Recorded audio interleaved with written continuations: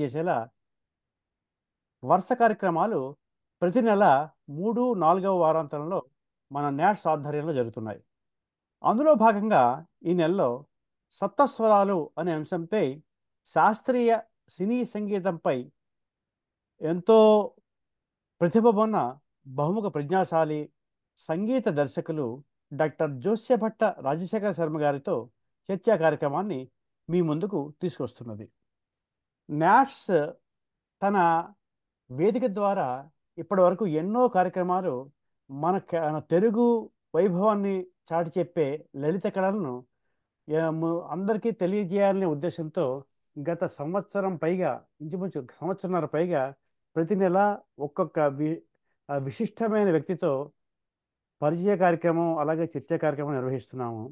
అలాగే మ్మ్. భాషతో పాటు అనేక సేవా కార్యక్రమాలను కూడా న్యాట్స్ తన సంస్థ ద్వారా అమెరికాలోనే కాకుండా భారతదేశంలో ముఖ్యంగా 2 తెలుగు రాష్ట్రాల్లో కూడా ఎన్నో వినూత్నమైన కార్యక్రమాలని ఆపదలను ఆ, ఎన్నో ఆపదలు వచ్చినప్పుడు ఆదుకునే విధంగా, అలాగే ఇటీవల వచ్చిన వరదలను కూడా ఆ, మన వంతు సాయంగా ఎన్నో కార్యక్రమాలు నిర్వహించి ఆర్థికంగా కూడా వారికి సహాయం చేయడం జరిగింది. ఆ భాగంగా ముఖ్యంగా ఈ శాస్త్రీయ లలిత కళలను ప్రోత్సహించే విధంగా మనం నిర్వహిస్తున్న కార్యక్రమాలకు ఎంతోమంది ఎన్నో విధంగా ప్రశంసలు గుప్పించారు. సో ఈరోజు మనం ఇంకా ఆలస్యం చేయకుండా మనం ఎంతో కాలంగా ఎదురు చూస్తున్న శ్రీ సంగీత దర్శకులు డాక్టర్ జోస్యభట్ల శర్మ గారిని మీ అందరి తరఫున నేను ఈ వేదికపై ఆహ్వానిస్తున్నాను. శర్మ గారు, దయచేసి మీరు వేదిక తీసుకోండి. తీసుకొని నమస్తే అండి. మీ గురించి వివరాలు నేను చెప్పే కన్నా మీతోనే వింటే బాగుంటుందనే ఉద్దేశంతో మీ బాల్యం గురించి, అలాగే మీరు ఈ రంగంలోకి మీరు ఎలా ప్రవేశించారు, మీరు అసలు ఈ ఈ వీటి మీద మీ అవగాహన గురించి మాకు ఒక్కసారి తెలియజేస్తే బాగుంటుందండి. తప్పకుండా సార్. నా పేరు డాక్టర్ జోషిభట్ల రాజశేఖర్ శర్మ. మాది స్వస్థలం వచ్చి కాకినాడ. అండ్ మా అమ్మమ్మ గారు భవడిపాటి నరసింహాంబ గారు అని ఆవిడ అక్కడ విదుషీమణి, సంగీత విదుషీమణి. ఆవిడ యొక్క ప్రోత్సాహం అండ్ ఆవిడ యొక్క ప్రోద్బలం, అట్ ద సేమ్ టైం ఆవిడ యొక్క ఇన్స్పిరేషన్ తోనే నేను సంగీతం కానీ డాన్స్ కానీ నేర్చుకోవడం జరిగింది. అంటే మా ఇంట్లో మా తాతగారు వచ్చి జోషిభట్ల గున్నేశ్వరరావు గారు, అంటే మా నాన్నగారు జోషిభట్ల గున్నేశ్వరరావు గారిని, ఆయన రచయిత కూడా. అంటే అప్పటి వాళ్ళకి చాలా మందికి తెలుసు. అంటే ఇప్పుడు అద్దేపల్లి వివేకానంద కవి గారు, మిరియాల రామకృష్ణ గారు, వీళ్ళందరి ఎరాలో ఉన్న వ్యక్తి అనమాట ఆయన. ఆయన కూడా జోష్యభట్ల అనే పేరుతోనే బాగా పాపులర్ అయ్యారు యాక్చువల్గా, రచయితగా కానీ కవిగా కానీ. సో ఆయన, అంటే మా నాన్నగారి వైపు వాళ్ళంతానేమో సాహిత్యం వైపు వాళ్ళు, మా అమ్మమ్మ గారి వైపు వాళ్ళందరూ కూడా సంగీతం వాటి మీద ఉన్నవాళ్ళు అనమాట అంతా కూడా. మా అమ్మమ్మ గారు వాళ్ళు వచ్చి భవడిపాటి వాళ్ళు అనమాట. రాధాకృష్ణమూర్తి గారి వాళ్ళ చెల్లి వరుస అవుతారు ఆవిడ యాక్చువల్గా. మన కీర్తిశేషులు తెలుసు కదా మీకు, కీర్తిశేషులు రచయిత. సో అద్భుతమైన రచయిత ఆయన, అండి. అవునండి, వాళ్ళ అదనమాట. అలాగే సవితి గారు కూడా మాకు వరుసగా చుట్టాలు అవుతారు అనమాట. మా అత్త వరుస అవుతుంది ఆవిడ, సవితి గారు, భవడిపాటి సవితి గారు. సో ఆ విధంగా ఇంట్లో చిన్నప్పటి నుంచి ఏంటంటే వేరే ధ్యాస అంటూ లేకుండా పూర్తిగా అదే ధ్యాసలో రావడం, చదువుకోవడం, లేదంటే సంగీతం నేర్చుకోవడం, లేదా డాన్స్ నేర్చుకోవడం, లేదా ఇంట్లో ఏముంటే ఏదో వంటలు నేర్చుకోవడం, ఇలాగే తప్ప ఏ కోసైనా కూడా బయటికి వెళ్ళి వేరే ఎటువంటి దురలవాటు నేర్చుకోవడానికి కూడా అవకాశం లేనట్టుగా పెంచడం మూలంగా పూర్తి స్థాయిలో నేను ఆ దాని వైపే వెళ్ళడం జరిగింది. అలా చిన్నప్పటి నుంచి నేర్చుకోవడం. అలాగే చిన్నప్పుడు అక్కడ కాకినాడలో సత్కళావాహిని అనే ఒక సంస్థ ఉండేది. ఆ సంస్థలో వాళ్ళు నాకు బాలగంధర్వ అనే ఒక అవార్డు ఇచ్చారు. ఆ అవార్డు చూసిన తర్వాత అప్పుడు కొంచెం చిన్నపాటి ఉత్సుకత పెరిగింది. ఓకే, మనం బాగా ప్రజెంట్ చేస్తే గనక మంచి అవార్డ్స్ అవి వస్తాయన్నమాట అనే ఒక పేరు కోసం తాపత్రయం అనేటువంటిది అని అనుకోకూడదు, కానీ చిన్నప్పుడు తెలియదు కాబట్టి పేరు కోసమే అనుకోవాలి యాక్చువల్గా. ఆ పేరు కోసం తాపత్రయపడుతూ చాలా మంచి మంచి చేయాలి, క్వాలిటీ వర్క్స్ చేయాలి, ఇలా ఇదే పంథాలు, ఇదే తోవలో వెళ్ళిపోవడం జరిగింది. ఆ విధంగా నేను కాకినాడ ఆకళ్ళ ప్రభాకర మూర్తి గారి దగ్గర, లేరు ఆయన ఇప్పుడు, ఆయన లాయర్ యాక్చువల్గా. కాకినాడ ఆకళ్ళ ప్రభాకర మూర్తి గారిని చాలా గొప్ప సంగీత విద్వాంసులు, ఆయన దగ్గర సంగీతం నేర్చుకోవడం జరిగింది. ఆ తర్వాత అదే వాళ్ళ తమ్ముడే ఆకళ్ళ మల్లికార్జున శర్మ గారిని హైదరాబాద్ లో రామకోటి మ్యూజిక్ కాలేజ్ లో ప్రిన్సిపల్ గా కూడా చేశారు ఆయన. ఆయన తర్వాత ఈ మధ్య కాలంలో ఒక 5-6 ఏళ్ల క్రితం ఆయన కూడా చనిపోయారు. సో అక్కడ తర్వాత మా పిన్ని మొట్టమొదటిగా నాకు డాన్స్ నేర్పించడం మొదలుపెట్టింది. తర్వాత చిన్నప్పటి నుంచి మా అమ్మగారు వాళ్ళు ఏం చేశారంటే కాకినాడ నుంచి చెన్నైకి నన్ను పంపించారు. అంటే నాకు 4 ఏళ్ల వయసులో ఉండగా పంపించారు చెన్నైకి. సో అక్కడ 4 ఏళ్ల వయసు నుంచి ఒక్కడనే పెరగడంతో ఎక్కువ రిలేషన్స్ కానీ, ఎక్కువ ఎఫెక్షన్ కానీ ఎక్కువ నాకు బాగా. అంటే ఒక్కడనే పెరగడం మూలన కొంచెం ఆప్యాయత, అభిమానం వాటికి లోటు కావడంతో ఇప్పటికీ నేను వాటి గురించి తాపత్రయపడుతుంటాను అనమాట. ఎక్కువ మనుషులతో ఉండడానికి ప్రయత్నిస్తూ ఉంటాను ఆ విధంగా. సో ఆ విధంగా నాకు జనాలు చాలా మంది ఎక్కువ అనమాట అండి. ఆప్యాయత అంటే మనిషి అంటే ఎక్కువ బాగా ఇష్టం నాకు దాదాపుగా. సో ఆ విధంగా వెంపటి సత్యం మాస్టర్ గారి దగ్గర డాన్స్ మొదలు పెట్టాను. దాదాపుగా ఒక 6 ఏళ్ల పాటు అక్కడే ఉండడం జరిగింది. ఉండి చెన్నై నుంచి మళ్ళీ కాకినాడ షిఫ్ట్ అవ్వడం జరిగింది. అలా డాన్స్, మ్యూజిక్ నేర్చుకోవడం మొదలుపెట్టాను. కాకినాడ నెహ్రూ కాన్వెంట్ హై స్కూల్‌లో చదువుకున్నాను నేను. మా అదృష్టం కొద్దీ దానికి ముందు 10 ఏళ్లకు పూర్వం అదే స్కూల్‌లో కీరవాణి గారు కూడా చదువుకున్నారు. సో ఆ విధంగా కీరవాణి గారంటే చాలా అభిమానం మాకప్పుడు. ఆ స్కూల్‌లోనే నాకు 10థ్ క్లాస్ స్టేట్ 9థ్ ర్యాంక్ రావడం జరిగింది. 93, 94 బ్యాచ్‌లో. సో ఆ తర్వాత అంటే చదువు మీద కూడా ఇంట్రెస్ట్ రావడం అనేటువంటిది జరిగింది. అలా అలా అలా అలాగా వేసుకుంటే 10థ్ క్లాస్ అయిపోయిన తర్వాత నాకు అంటే చిన్న చిన్న వ్యక్తిగత కారణాల వల్ల నేను మా నాన్నగారి దగ్గరికి వెళ్ళడం, ఆ తర్వాత మా నాన్నగారి దగ్గర నుంచి నేను వచ్చేయడం. ఆ టైంలోనే నాకు కరెక్ట్‌గా 'పాడుతా తీగ' అనేటువంటి అవకాశం రావడం జరిగింది. బాలు గారు ఒక ఒక మార్గదర్శిలాగా నాకు ఎంతో హెల్ప్ చేశారని చెప్పాలి ఆ విషయంలో. అంటే ఫస్ట్ టైమ్ నేను 'పాడుతా తీగ'లో పాల్గొన్నది 1995లో. అక్కడి నుంచి నేను దాదాపుగా ప్రీ సెమీఫైనల్స్ వరకు వచ్చానప్పుడు నేను. నన్ను దాటి పార్థసారథి గారు ఫైనల్స్‌కి వెళ్లారు. అలా అన్నమాటండి. సో, ఆ విధంగా 'పాడుతా తీగ' వచ్చినప్పుడు అది కూడా చిన్న ఇన్సిడెంట్ జరిగింది యాక్చువల్‌గా. అదెలా అంటే నేను యాక్చువల్‌గా సెలెక్ట్ అయింది 'సరిగమలు' అనే కార్యక్రమానికి సెలెక్ట్ అయ్యాను. అంటే శైలజ్ గారు, మనో గారు చేస్తున్నటువంటి ఒక అంత్యాక్షరి ప్రోగ్రామ్ అన్నమాట. బాలు గారి దానికి దాదాపుగా నేను ఎన్నో సార్లు క్యాసెట్స్ పంపించాను గానీ, నాకెప్పుడు రిప్లై గాని రావడం గాని ఏం జరగలేదు. బహుశా నా వాయిస్ బాలేదా? లేదంటే ఏంటో తెలీదు గానీ అప్పుడు నాకు సరిగమలు కార్యక్రమానికి సెలెక్ట్ అయ్యాను. సరిగమల డైరెక్టర్ రాంప్రసాద్ గారిని ఆయన పాడుతా తీగకి పరిశోధనలో ఉండేవారన్నమాట మొత్తం. అసిస్టెంట్ డైరెక్టర్‌గా ఇంకా చెప్పాలంటే గనక. సో, ఆ విధంగా సరిగమల్లో విన్ అయినప్పుడు ఆయన చెప్పారు, "ఏరా పాడుతా తీగలో పాడతావా నువ్వు? బాలు సార్‌కి పరిచయం చేస్తానన్నారు." అయ్యో! తప్పకుండా నా అదృష్టం కొద్దీ అంతకన్నానా అని చెప్పి నేను వెంటనే ఆహ్, ఓకే అంటే సరే సాయంకాలం ఆ రోజు షూటింగ్ అయిపోయిన తర్వాత కూర్చొని ఆయనేదో మాట్లాడుతున్న టైంలో నన్ను తీసుకెళ్ళి పాడించడం మొదలుపెట్టారు. ఒక పాట పాడానప్పుడు ఆ టైంలో. 'తెలిమంచు కరిగిన తలుపు తీ నా ప్రభు' అని. పాడితే ఆయన వెంటనే దగ్గరికొచ్చి అంటే అప్పట్లో నా వాయిస్ చాలా ఫెమినిష్‌గా ఉండేది. ఆఫ్‌కోర్స్ ఇప్పటికి కూడా కొంచెం ఫెమినిష్‌గా ఉంటుంది. బట్ స్టిల్ నా వాయిస్ అప్పుడు ఇంకా చాలా బాగా చిన్న ఆడపిల్లలాగా ఉండేదనమాట. ఆయన దగ్గరికొచ్చి జబ్బ పట్టుకొని గట్టిగా, "ఏరా నిజం చెప్పరా నువ్వు అమ్మాయివా? అబ్బాయివా?" అన్నారు. అనేటప్పటికి నాకు ఏం చెప్పాలో తెలియక తెలివిగా "అమ్మాయిలా పాడే అబ్బాయినండి" అని చెప్పాననమాట. అనేటప్పుడు వెంటనే ఒక్కడు వీపు మీద ఇలా గట్టిగా ఇచ్చి, "బాడవక్కన భలే చెప్పావురా! రేపొద్దున వచ్చేను" అనన్నారు. నా అదృష్టం కొద్దీ వాడెవడో కర్మ కొద్దీ వాడెవడో రావాల్సిన వాడు పార్టిసిపెంట్ రాలేదు. సో, అనుకోకుండా ఆ కార్యక్రమంలో ఆ పార్టిసిపెంట్ ప్లేస్‌లో నన్ను తీసుకోవడం జరిగింది. అలా, అలా, అలా ముందుకు వెళ్ళడం జరిగింది. అందులోనే మాధవపెద్ది సురేష్ గారు ఒక ఎపిసోడ్‌కి రావడంతో పరిచయం అయ్యి, నాకు ఫస్ట్ టైమ్ సింగర్‌గా అవకాశం ఇచ్చినటువంటిది మన రామాయణం, బాలరామాయణం చిన్నపిల్లలది. శబ్దాలయ థియేటర్స్ వాళ్ళు చేసినటువంటి ఎంఎస్ రెడ్డి గారు ప్రొడ్యూసర్‌గా చేసినటువంటి ఆ సినిమాకి నన్ను ఫస్ట్ టైమ్ ఇంట్రొడ్యూస్ చేసినటువంటి, నా ఒళ్ళో సంగీత భిక్ష వేసినటువంటి మహానుభావుడు మాధవపెద్ది సురేష్ గారాయన. ఆ విధంగా నేను చేయడం జరిగిందనమాట. అది నా బాల్య ప్రస్తావన. చాలా బాగుందండి. ఆ పాడుతా తీగతో మొదలైన మీ ప్రస్థానంలో చాలా పాడుతా తీగ అంటే ప్రతి ఇంట్లోనూ ఒక ఇంటి ప్రోగ్రామ్ అది బేసిక్గా కదా. అవును. ఆ బాలు గారితో మీకుండే అనుబంధం ఏమైనా ముఖ్యమైన మర్చిపోలేని సందర్భాలు ఏమైనా ఉంటే చెప్పగలరా? చాలా ఉన్నాయండి. ఉమ్. అంటే ఆహ్, బాలుగారు ఫస్ట్ పాడుతదిగా చెప్పానుగా మీకు. ఆ ఇన్సిడెంటే నాకసలు మంచి అనుభవం అది. ఆ తర్వాత బాలుగారికి అంటే నా పేరొచ్చి యాక్చువల్‌గా జోస్యభట్ల శ్రీశైల మల్లికార్జున వెంకట సత్యభగవతి సాయి రామకృష్ణ సుబ్రహ్మణ్య రాజశేఖర శర్మ నా పేరు. ఆ. అయితే ఆయనేమో అదంతా చెప్పడం పక్కన పెట్టరా అని చెప్పి నన్ను అంటే చాలా ఫేమస్ అనమాట ఆ విషయంలో. నన్ను ఇప్పటికి కూడా ఆయన అంటే ఐ మీన్ అప్పట్లో ఆ ఎపిసోడ్స్ అన్నంత సేపు కూడా రారా ఏ టు జెడ్ శర్మ, రారా పుణ్యక్షేత్ర శర్మ, రారా తీర్థయాత్ర శర్మ ఇలా పిలిచేవారు నన్ను. తన్న శర్మ, తాంకిరతక శర్మ ఇలాగ పేరుతో పిలిచేవారు తప్ప ఎప్పుడు కూడా పూర్తి పేరుతో గాని ఈవెన్ రాజశేఖర శర్మ అని పేరుతో కూడా ఎప్పుడు పిలవలేదు. ఈవెన్ అదొక అనుబంధం. ప్లస్ నాకు ఆయన ఇచ్చినటువంటి ఒకటే ఒక మంచి ఒక సలహా ఏంటంటే, ప్రీ సెమీఫైనల్స్ లో నేను ఎలిమినేట్ అయిపోయిన తర్వాత ఆ, నేను బాధపడుతుంటే ఆయన వచ్చారు. ఆయన వచ్చి దేనికి బాధపడుతున్నావు అన్నారు. లేదు సార్ ఇలాగా ఎలిమినేట్ అయిపోయాను కదా, చాలా కష్టపడ్డానంటే, నువ్వు కష్టపడ్డం వేరు, ఇక్కడ మేల్ ఫీమేల్ అనేటువంటిది ఉంటుంది కాబట్టి, జెండర్ ఉంటుంది కాబట్టి, నీ వాయిస్ ఫీమేల్ లా ఉంది కాబట్టి అది మైనస్ అనుకున్నాం కదా, ఓ పని చేయపోను, నువ్వు నీ మైనస్ ని ప్లస్ చేసుకో అని అన్నారు ఆ మాట. అనేటప్పటికీ నాకు అర్థం కాలేదు సార్ అంటే, అలా కాదురా, నువ్వు ఇది బాగా పాడుతున్నావు కదా, దీన్ని బాగా ప్రాక్టీస్ చెయ్యి, అది ప్రూవ్ చేసుకో, ఎవరు లేరు కదా అలా అలా పాడేవాళ్ళు, ఎవరు తక్కువ మంది కదా, చాలా తక్కువ మంది ఉంటారు అలాగా, సో దాన్ని నువ్వు ప్రూవ్ చేసుకుని ట్రై చేయి అని అన్నారు. అంతే.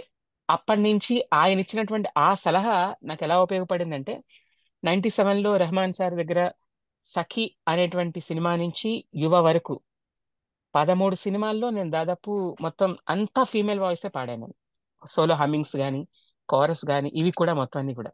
అంటే ఆ, ఒక మైనస్ ని ప్లస్ ఎలా చేసుకోవాలి అనేటువంటిది జీవితంలో, ఒక కష్టం వస్తే దాని లాభంలో ఎలా మార్చుకోవాలి అనేటువంటిది కానీ జీవితానికి అన్వయం చేసుకుంటూ చెప్పినటువంటి ఆయన, నిజంగా ఆయన సలహాకి నేను శిరస్సు వంచి నమస్కరిస్తాను ఆ విషయంలో. అదే ఉద్దేశంతో నేను ఇప్పటికి కూడా నాకున్న మైండ్లో, నా అదృష్టం కొద్దీ అంటే నా జీవితంలో చాలా అనుభవాలు ఆయనతో ముడిపడి ఉన్నాయండి. ఎలా అంటే ఆ, రాఘవేంద్రరావు గారు, రాఘవేంద్రరావు గారు, ఆయన ఫస్ట్ టైం టీవీకి ఒక షో చేశారు, సౌందర్య లహరి అని. దానికి మ్యూజిక్ డైరెక్షన్ చేసింది నేనే. సో దాంట్లో ఫస్ట్ యాంకర్ బాలు గారు. నా ఫస్ట్ దాని సినిమా రెండు మ్యూజిక్ వేల కూడా పది చాలా బాగుంటుందండి. థ్యాంక్ యూ సో మచ్ అండి. మొదటిసారి అని చంద్రబోస్ గారు రాశారు. సో తర్వాత నా ఫస్ట్ సినిమా పాడుతా తీగ, ఐ మీన్ అయిపోయిన తర్వాత నేను ఫస్ట్ మ్యూజిక్ డైరెక్షన్ చేసినటువంటి సినిమా చందమామ కథ అనే దాంట్లో ఫస్ట్ పాట బాలు గారు పాడారు, రెండో పాట చిత్రమ్మ పాడారు. తర్ తర్వాత అన్నమయ్య పాటక పట్టాభిషేకం కార్యక్రమం ద్వారా నేను 171 సంకీర్తనలు చేస్తే అందులో నా ఫస్ట్ సిడి రిలీజ్ చేసింది బాలు గారు ఆ కార్యక్రమంలో. ఆ తర్వాత అంటే అలాగే అందుకనే నేను స్టూడియో పెట్టుకున్న ప్రతిసారి కూడా, అంటే నేను స్టూడియో పెట్టిన సారి నా ఫస్ట్ ఇలా ఎంటర్ అవ్వగానే లెఫ్ట్ సైడ్ చూస్తే నాకు ఒక మంచి, అంటే నాకు ఒక గైడ్ లా చేసినటువంటి జానకమ్మ గారి ఫోటో, తర్వాత నేను ప్రాణంగా అభిమానించినటువంటి రాజా గారి ఫోటో, తర్వాత నాకు గురువు గారు లేనటువంటి బాలు గారి ఫోటో, ముగ్గురు ఫోటోలు కనబడతాయి అక్కడ నా స్టూడియోలో ఇప్పటికి కూడా. రాజా అవి గారు అంటే దా ఇళయరాజా గారండి? అవునండి, ఇళయరాజా. రాజా గారు, ఇళయరాజా గారు, రాజా సార్ అనమాట. సో ఆ, వాళ్ళని అంటే వాళ్ళు ఇంకా ఆరాధ్య దేవతల్లాగా అనమాట అండి, ఇంకా నాకు అలాగా వాళ్ళకి రోజు పొద్దున వచ్చి నమస్కారం చేసుకుంటే తప్ప నాకు స్టార్ట్ అవుతుంది పని ఏది కూడా. అంత బాగా నాకు ఇమిడిపోయినటువంటి వ్యక్తులు అనమాట నా దాంట్లో. పెక్యులియర్ ఏంటంటే male voice, male singers female voice పాడడం అన్నది సాధారణంగా ఎక్కడ వినలేదు. అంటే సరే. చిన్నతనంలో పాడవచ్చు, అవును. కానీ ఒక అదే కెరీర్గా మనం కంటిన్యూ చేయడం అన్నది. మీరు పాడిన ఫిమేల్ వాయిస్ సాంగ్స్ ఏమైనా ఫెమిలియర్గా ఉంటాయి, రెండు మూడు మాకు వినిపిస్తారు జస్ట్ అంటే సాంగ్స్, పల్లవి అంటే మాత్రం. ఆ, సాంగ్స్ చాలా తక్కువ, అంటే నేను అంటే పాడిన వాటిలో హమ్మింగ్ ఉంటుంది సాంగ్స్. కదా, హమ్మింగ్ అని ఆ, కోరస్ కానీ. ఎస్. యా యా ఆ, అదే చాలా కాలం అయింది కాబట్టి నేను ఇప్పుడు అవునవునా, జస్ట్ కొంచెం మేల్ మేల్ దట్స్ కింద ఓకే వస్తుంది అండి. కొద్దిగా. యా, బట్ నేను ఈ కార్యక్రమం అయిపోయేలోపు నేను మీకు వినిపిస్తా ఖచ్చితంగా. యా యా మీరు ఇంకో మాట చెప్పారు. మీరు తర్వాత ఉమ్, మీ బాలుగారి పాడుతా తీగ తర్వాత మీ ప్రయాణం రెహమాన్ గారితో సాగిందని చెప్పేసి, అవును ఆయనతో అవునండి. పనిచేయడం ఎలా ఉంటుంది? నిశ్చిత రెహమాన్ గారు అంటే ఒక రకంగా చెప్పాలంటే ఇండియన్ మ్యూజిక్ని హాలీవుడ్ స్థాయికి తీసుకెళ్లారు ఆయన. అవును ఆస్కార్ అవార్డు కూడా ఆయనకు వచ్చింది కదా.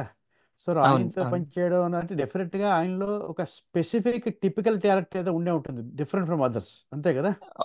ఒకటి కాదండి, మ్మ్. దాదాపు చాలా ఉన్నాయి ఆయనలో క్వాలిటీస్. మీ యాక్చువల్ గా ఏమంటారు నాకు, చెప్పండి. యా. యా, నాకు అంటే ఆయన దగ్గరికి వెళ్ళడమే ఒక చిన్న, ఒక, అంటే ఎప్పుడు ఎవరు ఊహించినటువంటిగా జరిగింది అది. ఆ 90 ఏళ్ళలో కొన్ని కారణాల వల్ల నేను జానకమ్మ గారింట్లో దాదాపు ఒక 1 మంత్ ఉన్నానండి. మ్మ్. ఒక నెల రోజుల పాటు జానకమ్మ గారింట్లోనే ఉన్నాను యాక్చువల్గా నేను. అంటే కొంచెం చిన్న మెంటల్ గా కొద్దిగా ఇబ్బంది, అంటే మెంటల్ అంటే మానసికంగా కొంచెం చిన్న చిన్న రావడం మూలంగా. సో అయితే 1 మంత్ అయిన తర్వాత ఆవిడ ఒక రోజు పిలిచి, అది కాదురా, ఏమిట్రా అట్టా కూర్చుంటే, నువ్వు అలాగా అట్టా కూర్చుంటే మైండ్ అంతా పాడైపోతుంది కదరా నీకు, అలా వస్తావా నాతో పాటు రికార్డింగ్ కి అన్నారు. అనేటప్పటికి, లేదమ్మా నేను రాలేనమ్మా, నా వల్ల కాదులేమ్మా, కొంచెం ఏదోలా ఉంది అని అన్నా. అంటే నువ్వు రెహమాన్ గారి రికార్డింగ్ అన్నా కూడా రావాలా, అటాకే కూర్చుంటావా నువ్వు అని పిలిచారు నన్ను. ఎక్కడో తెలియనటువంటి రెహమాన్ సార్ అనగానే మనకు కూడా ఆటోమేటిక్గా తెలియకుండా ఒక చిన్నపాటి ఫీల్ ఉంటుంది. సో అయ్యో తప్పకుండా వస్తానమ్మా అని గబగబా ఫ్రెష్ అప్ అయిపోయి రెడీ అయిపోయాను. అంటే సాయంకాలం 5 o'clock అంటే 5ంటికి, బికాస్ ఆఫ్ ఆయన రికార్డింగ్స్ అన్ని రాత్రిపూట జరుగుతాయి, పొద్దునంతా ఆయన పడుకుని ఉంటారు, సాయంకాలం నుంచి స్టార్ట్ అవుతాయి అనమాట ఆయన రికార్డింగ్స్ అన్ని. సో అప్పుడు అదేంటంటే సఖీలో సెప్టెంబర్ మాసం అనేటువంటి పాట పాడడానికి వెళ్ళారు యాక్చువల్గా ఆవిడ. సో ఆవిడతో పాటు నేను కూడా వెళ్ళాను. అసలు ఆ పాట ఆవిడకి ఇవ్వడమే అసలు ఆయనకున్నటువంటి సూపర్ సోనిక్ టాలెంట్ లో అది కూడా ఒక టాలెంట్. వై బికాజ్ అది చాలా వెస్టర్నైజ్డ్ సాంగ్. ఆవిడ వయసు అప్పటికి పాడినప్పటికీ నాకు తెలిసి 64 61 బా. అప్పటికి. ఆ టైంలో అసలు ఆవిడకి ఇవ్వడం ఆ పాట నాకు దిమ్మ తిరిగిపోయింది అనమాట అండి యాక్చువల్గా. ఫస్ట్ తిరిగిపోయేటప్పటికి పాడుతున్నారు. నేను అనుకున్నాను యాక్చువల్గా ఈవిడ మహాతల్లి నిజంగా, సరస్వదేవి ఆ తలసిరకట్న అలా వచ్చేసింది ఆవిడ అనుకున్నాను తప్ప. వస్తే ఆవిడ పాడుతున్నారు, పల్లవైంది, చరణం అవుతోంది. చరణం అయిన తర్వాత చాలా బాగా పాడారనిపించింది నాకు. ఆ టైంలో నేను చాలా బాగా అనుకుంటుంటే రెహమాన్ సార్ అన్నారు, అమ్మ ఒక చిన్న బ్రేక్ తీసుకుందాం 5 minutes అని చెప్పి ఆయన బయటికి వెళ్ళారు. అంటే స్టూడియో నుంచి బయటికి వెళ్ళారు. సరే అని చెప్పి ఆవిడ వచ్చి కూర్చున్నారు. నేను అండ్ ఆవిడ ఎదురెదురుగుండా అలా కూర్చున్నాం అనమాట. కూర్చుంటే నేను ఆపుకోలేక చెప్పాను అనమాట, అమ్మ ఎంత బాగా పాడారమ్మా అసలు నిజంగా అంటే. ఆవిడ వెంటనే అంత బాగా పాడితే రెహమాన్ వచ్చి అట్టా బ్రేక్ ఎందుకు ఇస్తాడు రా, అది కంటిన్యూ చేసేవాడిగా, మళ్ళా పాడిచ్చాడు ఎందుకు పాడిస్తాడు అని అన్నారు ఆవిడ. అనేటప్పటికి నేను అన్నాను అనమాట, అలా కాదమ్మా నాకు తెలియదమ్మా ఆ సంగతి అంతా కూడా, చాలా అద్భుతంగా పాడారు, ఎస్పెషల్లీ ఆ చరణంలో ఫీల్ ఎంత బాగుందో అంటే. అట్నా ఏది పాడోసారి చూపించు అన్నారు ఆవిడ. అంటే నేను మామూలుగా పాడుతున్నా, సెప్టెంబర్ మాసం అని పాడుతుంటే అద్దద్దద్దు నా వయసులో పాడి వినిపించుద్దాం అని అన్నారు ఆవిడ. అంటే అప్పటికి సరే అని చెప్పి నేను గబగబా స్టూడియోలో కదా అయినా కూడా నా వాయిస్ ఏంటంటే ఫీమేల్ వాయిస్ మొదలు పెడితే కొంచెం రేజ్ అయిపోతుంది అనమాట వాయిస్. అయినా సరే పాడమంటే సరే అని చెప్పి పాడడం మొదలు పెట్టాను యాక్చువల్గా. అది ఎలా అంటే జస్ట్ మామూలు ట్రై చేస్తున్నాను. సెప్టెంబర్ మాసం, సెప్టెంబర్ మాసం, పాత బాధలు తలెత్తనివ్వం. అక్టోబర్ మాసం, అక్టోబర్ మాసం, కొత్త బాధలు తలెత్తుకున్నాం. బాధ తీరునెప్పుడో ప్రేమ పుట్టిన నాడే, శాంతి పోవునెప్పుడో కళ్యాణం పుట్టిన నాడే. ఇలా ఇరుక్కు పసందు కళ్యాణ మయక కరువకుల బావా. ఓ చెలిమి పండమ చేతి పిండను కళ్యాణ ప్రేమలే కదా. చిరుముక్కు ఎరుపెక్కె కోపాల అందాలు రసిక రసిక కావ్యం. బా. కళ్యాణమయ్యాక చిరుబుర్రు తపాలు ఏం ఏం ఏం బాధల్ మా ఆడోళ్ళు లేకుంటే మీకింక దిక్కేది, మీరే లేని లోకమందు ఆ దిక్కులన్నీ ఇక మావే. హ, హ, హ. సెప్టెంబర్ మాసం, సెప్టెంబర్ మాసం, ఆ, ఆ, ఆ, ఆ, ఆ, ఆ, ఆ. ఇలా పాడారు ఆవిడ. అద్భుతం. థ్యాంక్ యూ అండి. సో ఇలా పాడేటప్పటికి నాకు సడన్ గా అది అయ్యింది. వెనకాల నుంచి 2 చేతులు నా భుజమే పడ్డాయి. ఎవరా అని చూస్తే రెహమాన్ సార్. యారమ్మా ఇవన్ అదే మీన్ తమిళ్లో ఆయన చెప్తున్నారు అనమాట, ఎవరమ్మా వీడు ఇంత బాగా పాడుతున్నాడంటే నీకు ఉపయోగపడతాడేమో అని తీసుకొచ్చాను రా అన్నారు ఆవిడ. అప్పుడు నాకు అర్థమైంది, అంటే నా గురించి ఎంత ఆలోచించకపోతే ఆవిడ, నాలో ఉన్నటువంటి మైనస్ ఏదైతే ఉందన్నారో బాలు గారు, ఆ మైనస్ ని ప్లస్ చేసుకోమంటే ఎలా అన్నారు నాకు తెలియక, ఆ ప్లస్ చేసిన ఆవిడ ఎవరు అంటే కనుక జానకమ్మ గారు. అలా నా మైనస్ ని ప్లస్ చేసి ఆ, అయితే సరే అమ్మా అని చెప్పి రేపు రమ్మన్నారు. తర్వాత రోజు నుంచి సఖీ నుంచి కంటిన్యూషన్. సఖీలో మీరు అబ్జర్వ్ చేస్తే కనుక, సినిమా చూస్తుంటే కనుక, అందులో శాలినికి యాక్సిడెంట్ అయిన దగ్గర నుంచి ఒక హమ్మింగ్ అలా కంటిన్యూషన్ వస్తూనే ఉంటుంది సినిమా అంతా కూడా. ఆ హమ్మింగ్ మొత్తం సోలో హమ్మింగ్ నాదే అనమాట అండి. ఆయిరో సే ఆ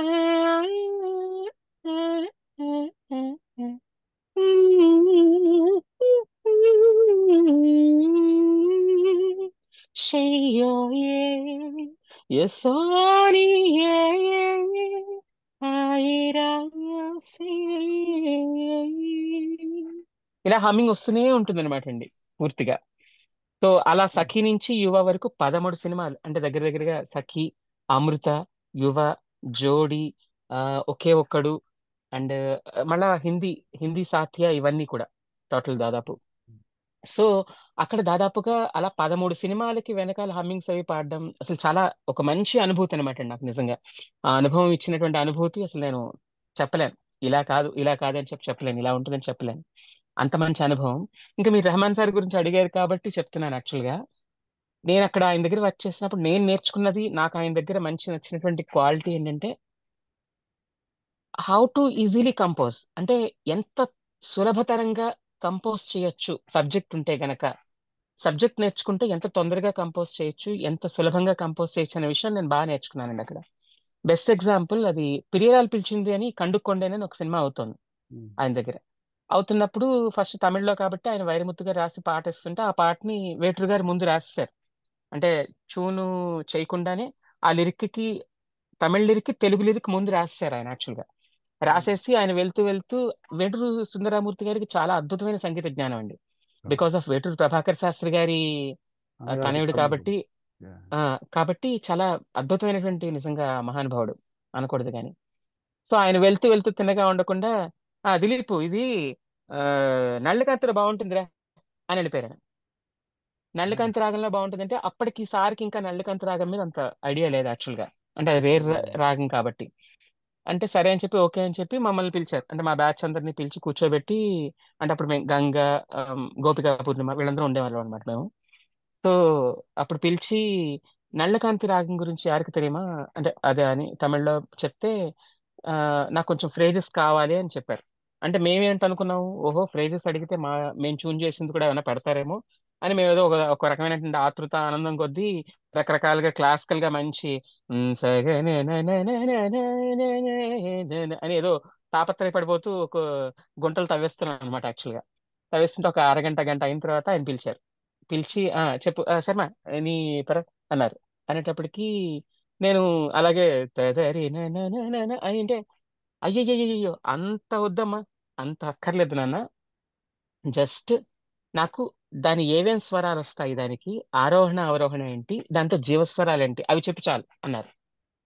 అంటే తుస్సుమని గాలి తీసేరేనా అనుకుని, సరే సార్ అని చెప్పి సగరిమపనిస సని పమగరి స ఇదండి మూర్ఛన అంటే దీంట్లో జీవస్వరం ఏదన్నారు. నిషాదం అండి. నిషాదం అండ్ గాంధారం 2 మంచివొస్తాయంటే, అయితే అదే పల్లవి అన్నారు. అర్థం కాలేదు. ఆరోహణ, అవరోహణ పల్లవి ఎలా అవుతుందనేది మాకసల షాక్ అనమాట. అంటే చూడు చూడు ఒకసారి ఆయన వైరముత్తు సార్ రాసింది 'కడ్డుకొండ' పాటుంది కదా! అదొకసారి చూడు. దానికిని మూర్ఛనకి సింక్ చెయ్యి అనన్నారు. సార్ కండు కొండే నా అవి 8 అక్షరాలొస్తున్నాయి సార్. మనం దీనికి స ఓన్లీ 7 ఉన్నాయి సార్ అంటే, పని పస వెయ్యి పర్లేదు అనన్నారు. అంటే పాడి వినిపించా. స కండు కొండే ఉమ్. తొంగి చూసే అయిపోయింది పల్లవి. ఆ, షాక్ అనమాటండి. అంటే మూర్ఛనని, ఆరోహణని అలా చెయ్యొచ్చా అనిపించింది నాకు. అంటే అంత కమాండ్ అనమాటండి. అంటే క్లాసికల్ దాన్ని. నేనడిగా సార్ మరిదంతా ఎందుకంటే, "ఏం వద్దు నాన్న ఒకటే గుర్తుపెట్టుకో. పెద్దవాళ్ళు మనకన్నా పూర్వం ఉన్న వాళ్ళందరూ కూడా సంగీతాన్ని అంతటిని కూడా చెరుకుని పిండి చేసినట్టుగా పీల్చేశారు మొత్తం అంతా కూడా. మనం దాంట్లో కేవలం ఈగల్లాగా ఆ పిప్పులో ఏరుకుంటున్నాం అంతే. వాళ్ళు ఆల్రెడీ ఎప్పుడో చేసి వదిలేసారు. దాన్ని మనం జాగ్రత్తగా తర్వాత తరాలకు అందిస్తే చాలు మ్యూజిక్‌ని. అంతే ఉమ్, తప్ప మనం దాంట్లో ఏమి కొత్త ప్రయోగాలేం చేయక్కర్లేదు. ఒకటే మాట చెప్పారు. నేనేదైనా చేసినా కూడా క్లాసికల్‌గా దాన్ని జస్ట్ బ్యాకింగ్ అంతా వెస్టర్నైజ్ చేసి ట్యూన్ అంతా క్లాస్‌గానే ఉండేటట్టు చూస్తాను నేను పాటని. సో, అప్పుడు మాత్రమే మన సంగీతం గాని, ఏదైనా సాంప్రదాయం గాని తర్వాత తరాలకు అందుతుంది.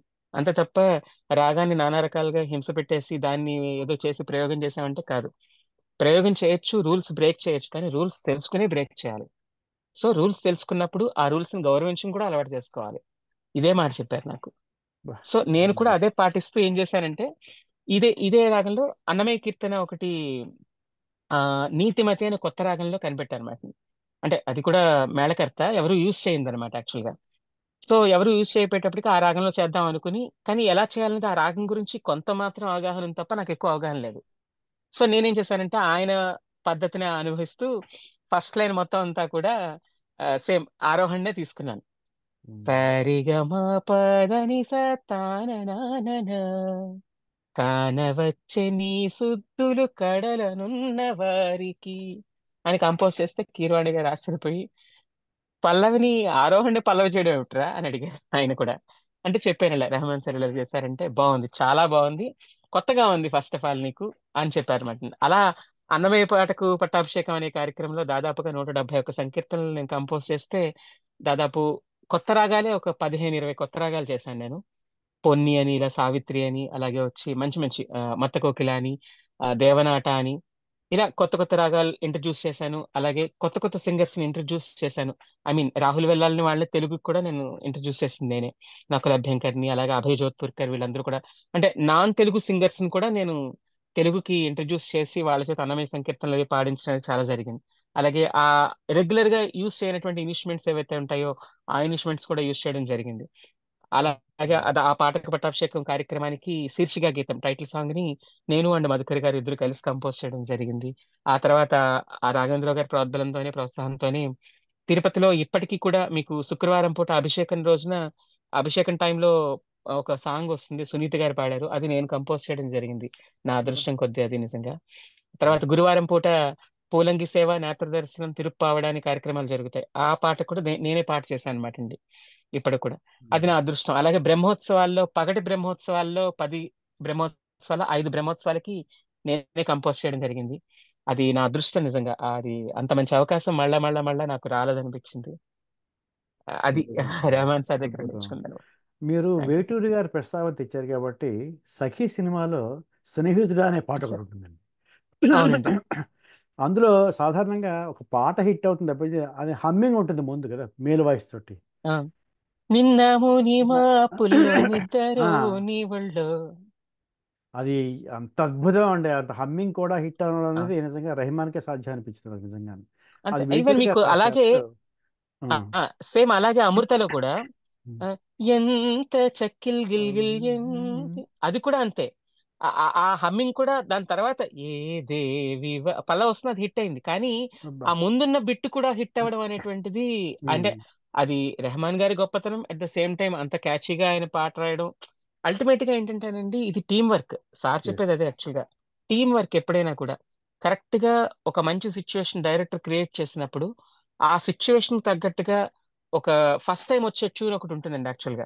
ఉమ్, అంటే మన దాన్ని ఏమంటారు, ఒక ఆవుకి మొట్టమొదటి తీసినప్పుడు గుమ్మపాలు ఎంత శ్రేష్టంగా ఉంటాయో అలాగే మ్యూజిక్ డైరెక్టర్ మధ్యలోంచి వచ్చేటువంటి ఒక లిరిక్ చూడగానే లేదంటే ఒక సిచ్యువేషన్ చెప్పగానే వచ్చే ఒక ట్యూన్ ఒకటి ఉంటుంది. అది శ్రేష్టమైనటువంటి ట్యూన్.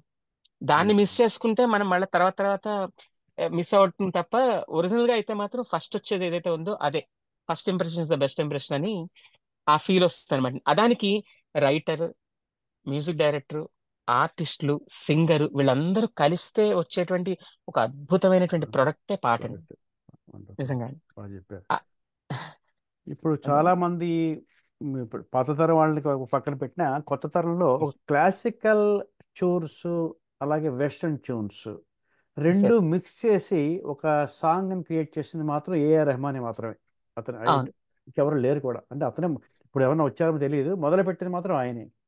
మొదలు ఆ- పెట్టింది ఆయన రెహమాన్ ఆయన. సారు. తర్వాత యా. దాన్ని అంటే టు బి హానెస్ట్ దాని తర్వాత కొంతమంది అంటే ఇప్పుడు ఇంకా చెప్పాలంటే కనుక మణిశర్మ గారు లాంటి వాళ్ళు, యా. వాళ్ళు యా. ఏంటంటే క్లాసికల్ నే అంటే కమర్షియల్ వైజ్ లో తీసుకున్నారు వాళ్ళు. తీసుకున్నారు. అంటే ఇప్పుడు అవునవును. సపోజ్ వకులాభరణం అనేటువంటి రాగం చాలా మందికి అసలు తెలియదండి ఎవరికి. ఉమ్. అంత మంచి రాగం అంటే మాయామాళగౌడ్లో చిన్న నిషాదం పడుతుంది అనమాట దానికి. ఆ రాగాన్ని తీసుకుని ఎక్కువగా అరబిక్ వాళ్ళు యూజ్ చేస్తారు దాన్ని. సో ఆ రాగాన్ని తీసుకుని ఒక మంచి క్లాసికల్ ఇప్పుడు మ్, తెల్ల తెల్లని చీర జరుగుతున్నది సంధ్య వేళ అది గాని, లేదంటే మన్మథం మన్మథం మామ పుత్రుడా తననా తనన పక్క రాగంలో ఉంటుంది. ఉమ్. అది ఉమ్. గాని, లేదంటే మన్ మానవ మానవ ఏమి కోరిక తారిరి తారిరీర, ఇవన్నీ వక్లాభరణ రాగంలో ఆయన చేసిన కంపోజిషన్స్ అని. అంటే ఎందుకు మణిగారు అంటానండి, ఒక ఒక క్లాసికల్ రాగాన్ని తీసుకుని దాన్ని కమర్షియలైజ్డ్ గా చేసి సినిమాలో 6 పాటలు ఉంటే 6 పాటల్ని కూడా హిట్ చేసినటువంటి అద్భుతమైనటువంటి దర్శకుడు, సంగీత దర్శకుడు మణిశర్మ గారు. అద్భుతం అండి. అవును. తిరుగులేదు. అంటే ఇప్పుడు సపోజ్ అంటే మిగతా వాళ్ళు నేను తక్కువ చేస్తున్నాను కాదు, మిగతా వాళ్ళు ఏంటంటే ఒకటి రెండు పాటలు హిట్ అవ్వచ్చు, లేదా ఒక్కొక్కసారి ఒక్కొక్క ఆల్బమ్ హిట్ అవుతుంది అంతే తప్ప, ఈయన దాదాపు ఒక దశాబ్దం పాటు స్వర్ణయుగాన్ని సృష్టించాడు ఉమ్. మణిశర్మ గారు. అలాగే మీరు విద్యాసాగర్ గారు కేరళలో. మీరు తెల్లారి తెల్లారి చీరలో సాహిత్యం వదిలేసి జొన్నమిత్రులు గారు రాశారంటే నేను ఆశ్చర్యపోయిన పాట. కానీ ఎస్ సార్. యా కానీ సాహిత్యం పక్కన పెడితే ఆ సార్. ట్యూన్ మాత్రం నభూతో నభవిస్తాడు ఇప్పటికి కూడా. నాకు అవును. చాలా ఇష్టమైన పాట అది. అందులో అవునండి. ఆ ఉదిత్ నారాయణ కూడా చాలా బాగా పాడాడు అతను ఆ పాట. అతనే కదా ఉదిత్ ఉదిత్ నారాయణ నారాయణ. గారు, సుజాత గారు, సుజాత ఉదిత్ నారాయణ పాడారు, గారు, సుజాత గారు. సుజాత అవునండి. పాడారు. ఆ ట్యూన్ మాత్రం చాలా బాగుంటుందండి, మెస్మరైజింగ్ ట్యూన్ అది, శర్మ గారిది. అవును. అవును. శర్మ గారిది. యా. అవునండి. ఇంకా అదొకటి. అలాగే ధర్మావతి. చెప్పండి చెప్పండి. ధర్మావతి రాగంలో మీకు రాజా గారు ధర్మావతి రాగాన్ని బాగా యూజ్ చేసేవారు. అందెల రవమిది పదములదా, అది గాని ఆలాపన సినిమాలో నటరాజు నయనాలు దీవించగా, ఇలా క్లాసికల్ గా చేశారు ఆయన. అంటే రాగాన్ని ఎప్పుడు కూడా కమర్షియలైజ్డ్ గా చేయలేదు. ఆయన ట్యూన్స్ కమర్షియలైజ్ గా ఉన్నాయి తప్ప రాగాన్ని కమర్షియలైజ్ గా మార్చలేదు. కానీ అది మణిశర్మ గారికి వచ్చేటప్పటికి కొక్కొక్కో మలి కొరుక్కు తిన్నది కోలాటంలో. సీతారాం శాస్త్రి గారి సాహిత్యం ఎంత బాగుంటుందంటే ఆ, అందులో ఆ, సింగంలాగా ఎంట వీరవేశం, శృంగారంలో చూపించాల రోషం అని ఫీమేల్ అడిగితే ఆ, దుడుకుతనం మా సహజ గుణం చిలక అని ఆన్సర్ చెప్పడం, క్వశ్చన్ అండ్ ఆన్సర్ లో ఆ, వెళ్ళడం అనేటువంటిది ఒక చిన్న చమక్కండి అది. అలాగే అవునండి. ధర్మావతిలో ఆ జింక వేటకు సింహంలా వచ్చా అని అడవి రాముడు సినిమాకి చేశారు. తర్వాత చో చో చో ఇది చోలారే, సొక్కు వేస్తే జానారే, మాపటికొస్తే మాయా మస్చింద్రే అని ఆజాద్ సినిమాలో చేశారు మణిగారు. సో ఒక రాగాన్ని, అంటే ఒక రేర్ రాగాలను తీసుకుని క్లాసికల్ రాగాన్ని అంత కమర్షియలైజ్డ్ గా చేయడం అనేటువంటిది అంటే ఈజీ అబ్బబ్బబ్బా. టాస్క్ అండి. మీకు మణిశర్మ వేటూరి కాంబినేషన్ అండి. ఎన్ని అవునండి. అద్భుతమైన పాటలు వచ్చాయి నిజంగాను. అవును. అవును. అవును. యా. అబ్బబ్బబ్బా. అది చూడాలండి చాలానండి. సినిమాలో ఆ కలకత్తా అవును. మీద పాట. యా. అసలు పోనీ అద్భుతం. అది పోనీ యాక్చువల్ గా ఓకే రఘువంశధాంబుధి నుంచి తీసుకున్నారనుకుంటే ఉమ్. అందులో అబబా ఇద్దు అదిరేలా ఓ ముద్దు ఆరభి రాగాన్ని అంత ఆ, చక్కగా చేయడం అంటే అసలు నాట్ ఏ జోక్ అండి యాక్చువల్ గా. అందులో అంత ఆ, చిరంజీవి గారు లాంటి డాన్సర్ చెయ్యి ఆ, అలాంటి స్లో మూమెంట్స్ చేయించడం అనేటువంటిది కూడా మాట. అంటే ఎంత, అంటే ఇది ఇప్పుడు మీరు మాట్లాడుతున్నప్పుడు నాకు తెలియకుండా ఒక చిన్న ఆ, ఒక ఆనందం, ఒక తెలియకుండా ఒక ఆనందం ఉమ్, కలుగుతోంది. బికాస్ ఆఫ్ అది గురించి మాట్లాడుతుంటేనే మనకి ఎంత ఆనందం వస్తుందంటే అది ఉమ్. చేస్తున్నప్పుడు వాళ్ళకి ఇంకెంత ఆనందపడి చేస్తుంటారు. మీకు ఆ ఆ ట్యూన్లో వర్క్ లో అండి. ఉండేటువంటి ఏ ఫీల్. ఆ ట్యూన్ అవునండి. ట్యూన్ ఇచ్చినప్పుడు అందులో పదాల వందిక, ఆ ఆ, పదాలు కరెక్ట్ గా పడితేనే కానీ ఆ ట్యూన్కి అందం రాదు కదా. అందులో అంతే. వేటూరి సిద్ధహస్తుడు అండి ఆయన, అలాగే అమ్మో అప్పల శాస్త్రి గారండి. మరి ఇదండి మన మధుర మధురతర మీనాక్షి కంచి పట్టున కామాక్షి. అసలు ఏంటా రాయడం అనిపిస్తుంది సార్ ఒక్కొక్కసారి. మీకు అదే పాటలో ఎంత రీసెర్చ్ చేయాలండి ఆ చుట్టూ ఉండే ఏర్ల గురించి. మరి అంతే కదా. ఆ చుట్టూ అవును. అవును సార్. ఏమున్నాయి, ఆ వాగు మీద కూర్చొని మర్చిపోయిన వాగు అని వస్తుంది. ఆ అవును. వాగు మీద అవును. కూడా ఆయన చరణం రాసేశారు అందులో. అవును. ఆ పేరు ఆయన వాగు పేరు అనమాట కదా అది. ఇందులో అవునండి. యా, ఎంత రీసెర్చ్ అంటే చేస్తుంటారు ఆయన. యా. అదేనండి ఒక ఒక ఒక రైటర్ ఒక పాట రాయడానికి ఎంత కష్టపడతారు, ఉమ్, ఆ, ఎన్ని రీసెర్చ్లు చేస్తారు, అలాగే ఒక మ్యూజిక్ డైరెక్టర్ ఒక ట్యూన్ చేయడానికి ఎంత తంటాలు పడతాడు, ఎంత కష్టపడతాడు. ఎందుకంటే అది డైరెక్టర్ నచ్చాలి, ప్రొడ్యూసర్ ఉమ్, నచ్చాలి, హీరోకి నచ్చాలి, ఇవన్నీ పక్క పెడితే సిచ్యువేషన్ కుదరాలి. ఆ సిచ్యువేషన్ తగ్గట్టుగా ఒక రాగా బేస్డ్ అంటే సాంప్రదాయాన్ని కాపాడుకోవడం కోసం రాగా బేస్డ్ చేసుకుంటూ వెళ్ళాలి కొద్దిగా. ఇవన్నీ ఈ పారామీటర్స్ అన్ని ఉంటాయి సార్ యాక్చువల్ గా. అవన్నీ ఏంటంటే బయట చూసే వాళ్ళకి ఏంటంటే ఆడియన్స్ ఎలా ఉంటారంటే ఒక్కొక్కసారి అంటే అందులో మంచి ఆడియన్స్ చాలా మంది ఉంటారు.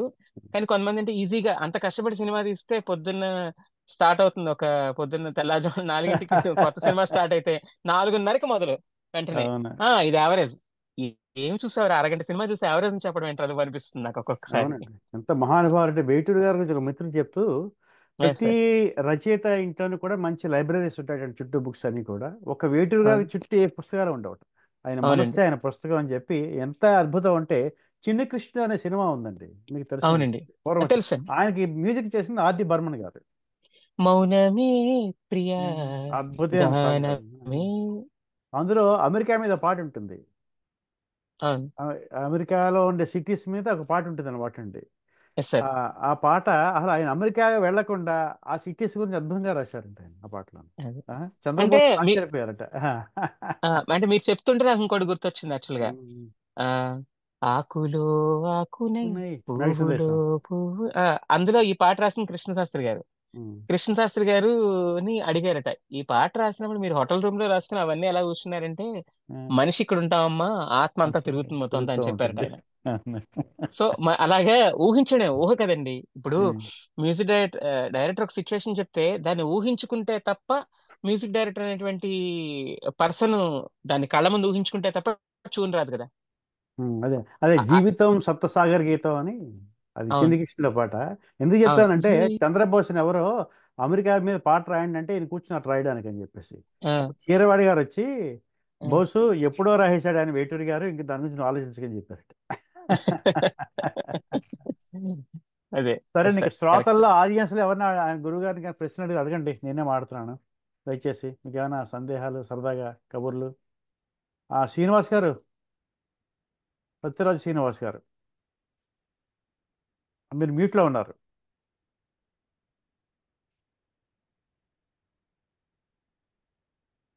ఇంకా ఈ లోపల ఏమైనా మాట్లాడే ముందు, ఆ, ఆ, అన్నమయ్య, టీటీడీ అంటే రెండింటిలో మీరు చాలా పాటల పోటీల్లో కూడా మీరు కీలక పాత్ర వహించారని తెలిసింది కదా, టీటీడీలో జరిగిన అన్నమయ్య సార్, పాటల పోటీల్లో. అది పాటల పోటీలు కాదండి, పాటకు ఆ, పట్టాభిషేకం అని. ఓకే అదేంటంటే ఓకే. యాక్చువల్గా రాఘవేంద్రరావు గారు చాలా ఒక మంచి సంకల్పంతో తీసుకున్నటువంటి ప్రోగ్రామ్ అండి అది. యాక్చువల్గా ఆయన బోర్డు మెంబర్గా ఉన్నప్పుడు 2016లో, యాక్చువల్ అంటే 15 నుంచి అంటున్నారు మాతో, బట్ 16లో అది ఆ, కార్యవంతం విజయవంతంగా మొదలుపెట్టడం జరిగింది యాక్చువల్గా అది. అదేంటంటే ఆ, ఇప్పటిదాకా అంటే దాదాపుగా 40 ఏళ్ల నుంచి ఎంతో మంది గొప్ప మహానుభావులు, అంటే రాళ్లపల్లి అనంతకృష్ణ శర్మ గారి దగ్గర నుంచి మొదలు పెట్టుకుంటే, రాళ్లపల్లి అనంతకృష్ణ శర్మ గారు, గౌరిపద్ది రామసుబ్బశాస్త్రి గారు, ఆ తర్వాత మన వేటూరి ప్రభాకర్ శాస్త్రి గారు, ఇలా చాలా మంది పెద్ద పెద్ద వాళ్ళందరూ కలిసి అన్నమయ్య సంకీర్తనలను పరిష్కరించి దాదాపుగా 32,000 సంకీర్తనలు ఆయన రాస్తే, మనకి కేవలం దొరికినవి 14,000 సంకీర్తనలు మాత్రమే అండి. బా. ఆ 14,000 సంకీర్తనల్లో ఆ, దాదాపు వాళ్ళందరూ కష్టపడి 40 ఏళ్ల నుంచి కష్టపడి, అంటే బాలకృష్ణ ప్రసాద్ గారు, ఓలేటి ఆ, ఆ, ఓలేటి వారు, ఆ తర్వాత వచ్చి మళ్ళా పెద్ద పెద్ద వాళ్ళందరూ కూడా, బాలంతర రజనీకాంతరావు గారు, వీళ్ళందరూ కూడా కలిసి దాదాపుగా 40 ఏళ్లలో ఒక 1000 మహా అయితే కనుక ఒక 2,000 సంకీర్తనలు మాత్రమే కంపోజ్ చేయడం, బయటికి తీసుకురావడం జరిగింది యాక్చువల్గా. అయితే అప్పుడు మాధ్యమాలు అవి లేవు కాబట్టి, మన మీడియాస్ అవి లేవు కాబట్టి, అప్పుడు వాళ్ళు చేయగలిగిన చాలా శాయశక్తులు కృషి చేశారు. అందులో కూడా ఆ 2,000 సంకీర్తనలు చేస్తే అందులో కష్టపడి మహా అయితే కనుక మనకి ఇప్పటికీ గుర్తుండే మహా అయితే ఒక 50 లేదా 100 పాటలు మాత్రం మనకు తెలుస్తాయి, గుర్తుపడతాం. మిగతావన్నీ కూడా అంతవరకు పెద్ద పట్టించుకోలేదు. అంతే. రాఘవేంద్ర గారి మనసులో వచ్చినటువంటి సంకల్పం ఏంటంటే, అది అన్నమయ్య పాటకు పట్టాభిషేకం అనే కార్యక్రమాన్ని పెట్టుకుని, ఆ కార్యక్రమం ద్వారా కనీసం 3 ఏళ్లు మనం చేద్దాం, 3 ఏళ్లలో ఒక 1000 సంకీర్తనలు, ఒక 10 మంది కంపోజర్స్ ని పెట్టుకుని 1000 సంకీర్తనలు బయటికి తీసుకొద్దాం ఏదో విధంగా, మనకున్నటువంటి పాపులారిటీతో కానీ, ఆ ఒక మీడియాతో, ఎస్వీబీసీ అనేటువంటి టెలివిజన్ ఉంది కాబట్టి దాన్ని మనం మీడియాకి బయటికి తీసుకొద్దామనే సదుద్దేశంతో కీరవాణి గారిని ఒక మెయిన్ ముఖ్య పాత్రగా పెట్టుకుని అక్కడ సునీత గారు యాంకర్ గా చేస్తూ, రాఘవేంద్ర గారు ప్రజెంట్ చేసినటువంటి ఆ కార్యక్రమంలో మొత్తం 10 మంది మ్యూజిక్ కంపోజర్స్ కలిసి, అంటే ఆనంద్ భట్టర్ గారు, తర్వాత మన వాసురావు గారు, సాలూరు వాసురావు గారు, ఫ్లూట్ నాగరాజ్ గారు, రామాచారి గారు, తర్వాత శ్రీలేఖ గారు, ఆ తర్వాత వేణ ఫణినారాయణ గారు, ఆ తర్వాత మన ఆయన ఎవరు, ఆ, అంటే తర్వాత అంటే నేను, యా, యా, యా. మధుకరి గారు, ఆ, వీళ్ళిద్దరం కాకుండా ఇంకా చిన్నపిల్లల్లో వచ్చేటప్పటికి శ్రీనిధి అండ్ పవన్ చరణ్, సాయి చరణ్, మొత్తం ఈ 10 మంది మ్యూజిక్ కంపోజర్స్ కలిసి 1000 సంకీర్తనలు కంపోజ్ చేశాం అనమాట అండి. ఉమ్. కీరవాణి గారు 10 కంపోజ్ చేశారు. అందులో లక్కీగా నా అదృష్టం కొద్ది హైయెస్ట్ గా 171 సంకీర్తనలు కంపోజ్ చేయడం జరిగింది యాక్చువల్గా అందులో. Very good. ఆ, అది ఆ 3 ఏళ్లలో జరిగినటువంటి ఒక చిన్న ఫీల్ అనమాట అది యాక్చువల్లీ. అంటే ఏం లేదు, ఆయన ఏంటంటే ఎలా అయినా సరే అన్నమయ్య సంకీర్తనలను తర్వాత తరాల వారికి అందించాలి. అందుకనే అందులో పాడిన వాళ్ళందరూ కూడా యువతరం గాయకులే ఉంటారు తప్ప, పెద్దవాళ్ళు చాలా తక్కువ మంది ఉంటారు, మహా అయితే 15-20 మంది ఉంటారు తప్ప, మాక్సిమం అందరూ కూడా యువతరం గాయకులే. చిన్న చిన్న పిల్లల దగ్గర నుంచి వాళ్ళ చేత పాడిస్తూ, వాళ్ళకి నేర్పిస్తూ, పాతవి మళ్ళీ వదలకుండా, ఉమ్. అదిగో అదిగో దగ్గర నుంచి అన్ని వాళ్ళు పెద్దవాళ్ళు చేసినటువంటి వాళ్ళని గౌరవిస్తూనే, వాటితో పాటు ఇప్పుడు కొత్తవి కూడా ఇంకొక మొత్తం 1000 సంకీర్తనలు, ఒక 1000 సంకీర్తనలు చేయడం జరిగింది అనమాట అండి. అంత మంచి ఇనిషియేషన్ తీసుకున్నప్పుడు నా అదృష్టం కొద్దీ అది ఆ అంటే చాలా హ్యాపీగా ఫీల్ అయ్యాను నేను. ఎందుకంటే అంత మంచి కార్యక్రమంలో నేను కూడా ఒక భాగస్వామి అవ్వడం అనేటువంటిది నిజంగా నా అదృష్టం అండి, అది నిజంగా. వండర్ఫుల్ అండి. ఇంకా అదే మీ మీ వ్యక్తిగత విషయానికి వస్తే, మీరు 10th క్లాస్లో స్టేట్ ర్యాంక్ సంపాదించారు కదా, 10th క్లాస్. Yes sir. ఆ తర్వాత తెలుగు ఎస్ ఎంఏ సార్. చేశారని తెలిసింది. ఆ తర్వాత ఎంఏ తెలుగు, సంస్కృతంలో ఎంఏ కూడా సంస్కృత్ సార్. అదే తర్వాత ఎంఏ సంస్కృతం చేశారు మళ్ళా. ఓకే, మీరు అవునండి. సంస్కృతం చేయడం సాధారణంగా ఎందుకు మీకు ఎలా ఉపయోగపడుతుంది సంస్కృతం? మీ సంగీతంలో దాని ఉపయోగం ఏమైనా ఉందా? లేకపోతే అంటే ఒకటేంటంటే చిన్నప్పుడు నేను ఒక 2 లైన్లు, అంటే మా తెలుగు మేడం సత్యవాణి గారు అని చెప్పి ఆవిడ ఒక కొటేషన్ చెప్పేవారు. ఆవిడ సంస్కారం గురించి తెలిపేటువంటిది సంస్కృతి, సంస్కృతిని నేర్పించేటువంటిది సంస్కృతం అని. బా, వండర్ఫుల్, బాగా చెప్పారు. ఆ కొటేషన్ చెప్పారు, అది మైండ్ లో పడిపోయింది నాకు యాక్చువల్ గా. సో ఆ సంస్కృతాన్ని ఎలాగైనా నేర్చుకోవాలని ఒక సదుద్దేశం ఒకటి. అట్ ద సేమ్ టైం సంస్కృతం నేర్చుకోవడం వల్ల నాకు ఒరిగింది ఏమిటి అంటే 2 రకాలుగా అండి. ఒకటి, నేను పిల్లలకి సంస్కృతం నేర్పించడానికి అవకాశం దొరికింది. అంటే నాకు తెలిసినంతలో ఎంత షార్ట్ కట్ లో నేర్పించగలుగుతానా లేదా పక్కన పెడతాను. ఎందుకంటే సంస్కృతం అనగానే ఏముంది బట్టి పట్టి రాసేయడమే కదా, మార్కులు వచ్చేస్తాయి కదా, మార్కుల కోసం ఒక పాత్ర కింద దాన్ని ఉపయోగించారు తప్ప నేర్చుకుందాం అనే ఉద్దేశంతో ఎవరు చేయలేదండి. ఉమ్, అంటే నేను ఉమ్, దాదాపుగా ఒక 10 ఏళ్ళు నేను వర్క్ చేశాను కాబట్టి చూస్తున్నాను. సో నా అదృష్టం కొద్దీ నేను చెప్పిన ప్రతిసారి కూడా పిల్లలు ఇప్పటికి కూడా, ఈవెన్ చెప్పాను కదా ఇందాకలా, ఒక అరగంట క్రితం నా స్టూడెంట్ ఎల్ఎస్ ప్రసాద్ అని డల్లాస్ లో ఉంటాడు, తను ఇక్కడికి వచ్చి వాళ్ళ ఫ్యామిలీతో నన్ను చూసి నాతో మాట్లాడి ఒకసారి నాతో కూర్చుని, అన్నయ్య ఎలా ఉన్నావు అంటే, నా స్టూడెంట్స్ మాక్సిమం అందరూ నన్ను అన్నయ్య అని పిలుస్తారు. ఎందుకంటే చిన్నప్పుడే నేను, ఏజ్ డిఫరెన్స్ తక్కువ, మాకు ఏజ్ గ్యాప్ తక్కువ ఉమ్, నా స్టూడెంట్స్ కి నాకు. సో ఆ విధంగా వచ్చి ఎలా ఉన్నావు అన్నయ్య పలకరించి వెళ్ళారు. బా, ఆ సంస్కారం నేను నేర్పించడం అనేటువంటిది బికాస్ ఆఫ్ తెలుగు భాష, సంస్కృతం, ఈ రెండు కలిపి నేను వాళ్ళకి నేర్పించిన విధానంలోనే ఆ సంస్కారం కూడా నేర్పించానేమో అనుకున్నాను నేను యాక్చువల్గా. సంస్కృతం అనేటువంటి నేర్చుకోవడం వల్ల నాకు ఉపయోగపడినటువంటిది ఇంకొకటి ఏంటంటే, మంచి ఉపయోగం, ఆ, సంస్కృతం నేర్చుకోవడం మూలాన లాంగ్వేజెస్ అన్ని తొందరగా వస్తాయండి. ఆ, ఎస్పెషల్లీ మలయాళం, తమిళ్ చాలా ఈజీగా వస్తుంది. మనం తెలుగు తక్కువ ఉపయోగిస్తున్నాం కానీ, తెలుగు వాళ్ళం మనం తక్కువ, అంటే తెలుగునే తక్కువ ఉపయోగిస్తున్నాం, వేరే విషయం అది. ఆ తమిళం వాళ్ళు, మలయాళం వాళ్ళు సంస్కృత పదాలు, హిందీ వాళ్ళు, వీళ్ళ ముగ్గురు కూడా హిందీ పదాలు యాజ్ ఇట్ ఈస్ గా ఉపయోగిస్తారండి. ఉమ్, వీళ్ళ ఉమ్, 3 లాంగ్వేజ్ వాళ్ళు కూడా, హిందీ వాళ్ళు కానీ, మలయాళం కానీ, తమిళం వాళ్ళు కానీ, సంస్కృత పదాలు సాధ్యమైనంత బాగా ఉపయోగిస్తారు యాక్చువల్గా. అంటే ఓకే. ఎందువల్ల అంటే గనక అది, ఆ, అవి సంస్కృతం నేర్చుకుంటే అవి ఈజీగా వచ్చేస్తాయి. నాకు ఇప్పుడు తమిళ్ కానీ, నేను తెలుగు, తమిళ, మలయాళ, కన్నడ, సింహళ, సౌరాష్ట్ర, హిందీ, ఇంగ్లీష్, సంస్కృతం, ఈ భాషలు నేను మాట్లాడగలను. అబ్బా. ఇందులో ఉమ్, ఇందులో తమిళ్, తెలుగు, మలయాళం, కన్నడ అండ్ హిందీ, ఇంగ్లీష్, సంస్కృత్, ఈ 7 లాంగ్వేజ్లు నేను రాయడం చదవడం కూడా వచ్చు నాకు. ఉమ్, సో ఉమ్, నాకు నేర్చుకోవడానికి ఉపయోగపడింది బికాస్ ఆఫ్ నాకు సంస్కృతం తెలుసు కాబట్టి. ఓకే. సంస్కృతం నేర్చుకోవడం మూలంగా మాత్రం వచ్చింది అది. అంతెందుకండి, అంటే మనం ఏదో చెప్తాం కానీ, ఏదో ఏదో మనం ఏదో పొగడ్త కోసం చెప్తున్నట్టు ఉంటుంది కానీ, ఫాదర్ అన్న పదం ఎక్కడి నుంచి వచ్చిందండి? ఫాదర్ అన్న పదం పితృశబ్దం నుంచి కదా. మదర్ మాతృ శబ్దం నుంచి వచ్చింది. బ్రదర్ భాతృ శబ్దం నుంచి వచ్చింది. అంటే ఉమ్, ఎటు తీసినా కూడా మనకి సంస్కృతం అనేటువంటిది లేకపోతే, దేవభాష మూల భాష అనేది అది లేకపోతే, మిగతా లాంగ్వేజ్లు అంటే ఎక్కడి నుంచి పుట్టాయండి? అంటే బయట వాళ్ళు ఏంటంటే, నమ్మని వాళ్ళు అదేంటంటే ఏదో మాట్లాడతారు కానీ, ఆ పదాలు మనం చూసుకుంటేనే మనకి అర్థమైపోతుంది. అర్థం. అవును. ఫాదర్ పితృ, మదర్ మాతృ, బ్రదర్ భాతృ, ఈ శబ్దాలు అక్కడే మనకి అర్థమైపోతుంది.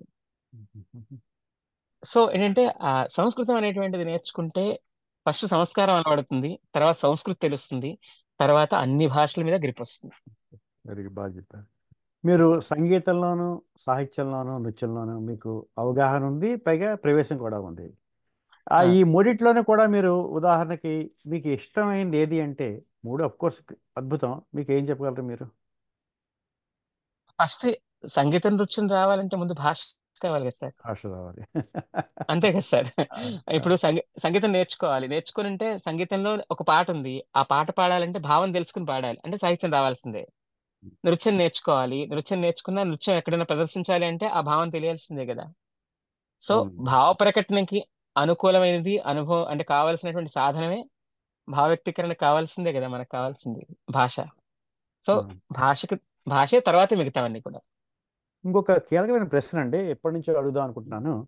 మీరు సంగీత దర్శకులు కదా, ఒక ట్యూన్ అవును. వస్తుంది మీ దగ్గరికి, ఒక రైటర్ ట్యూన్ రాసేస్తారు, ఆయన పాట తయారైపోతుంది. ఈ పాట ఫలానా వారు పాడితేనే బాగుంటుంది అని పాడిస్తారా, లేకపోతే అవైలబుల్గా ఉన్న సింగర్ తీసుకొచ్చి పాడించేస్తారా? అలా ఉండదండి. అంటే 2 రకాలు ఉంటాయి ఇక్కడ. ఫస్ట్ ఏంటంటే, ఇప్పుడు ఉమ్, రాఘవేంద్రరావు గారి దగ్గర వర్క్ చేస్తున్నప్పుడు ఆయన లిరిక్ కి మాత్రమే ట్యూన్ చేయిస్తారు. ఉమ్, అంటే పాత పద్ధతి ఆయనది.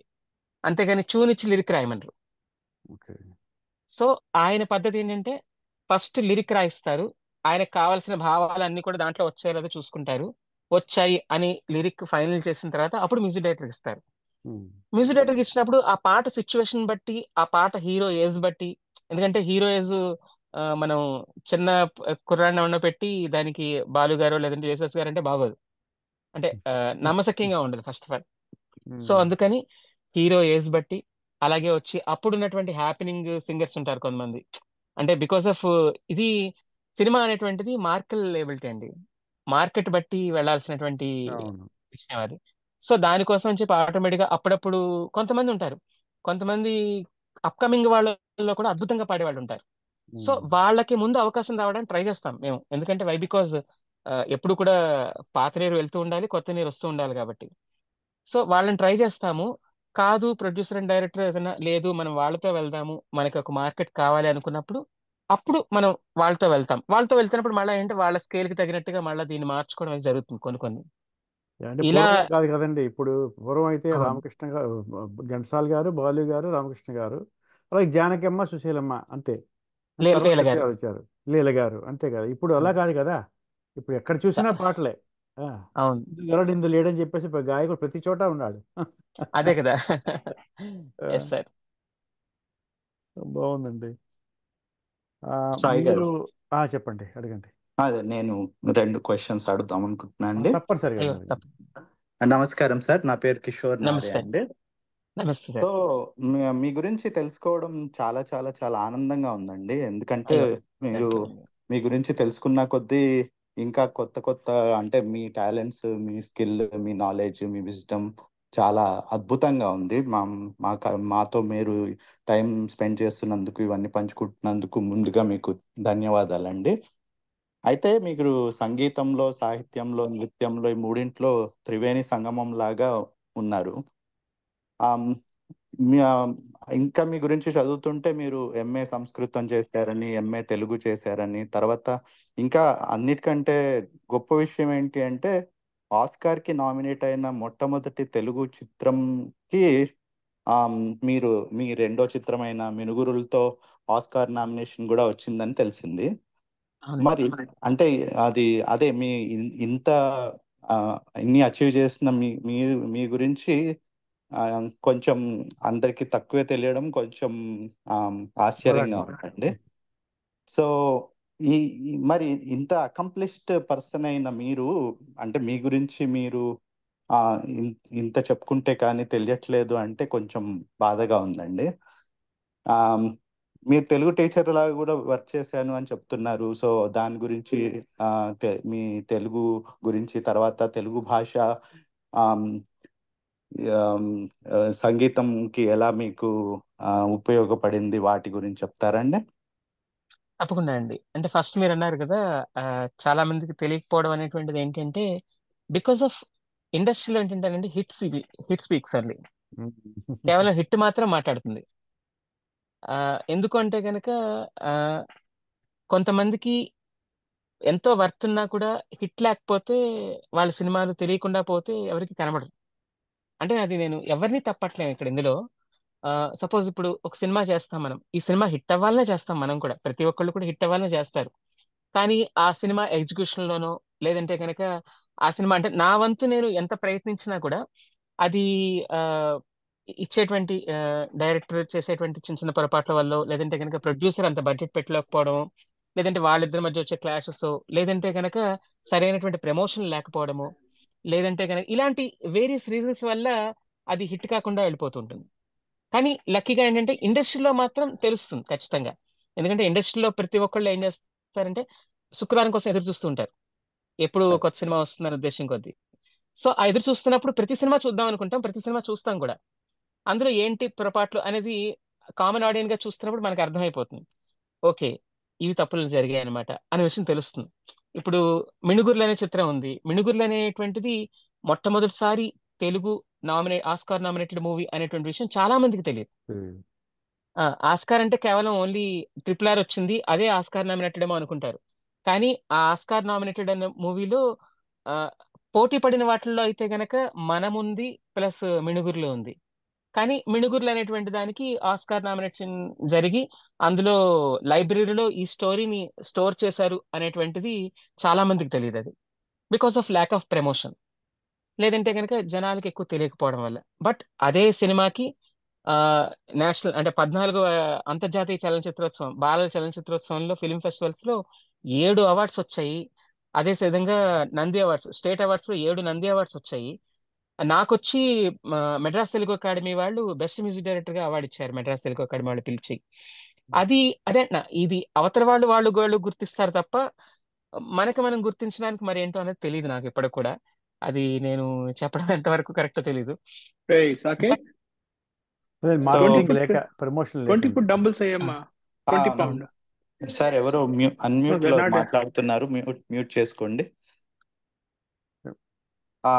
మ్యూట్ సో చేసుకోండి. థ్యాంక్ యూ అండి, చాలా బాగా అయ్యో చెప్పారు సార్.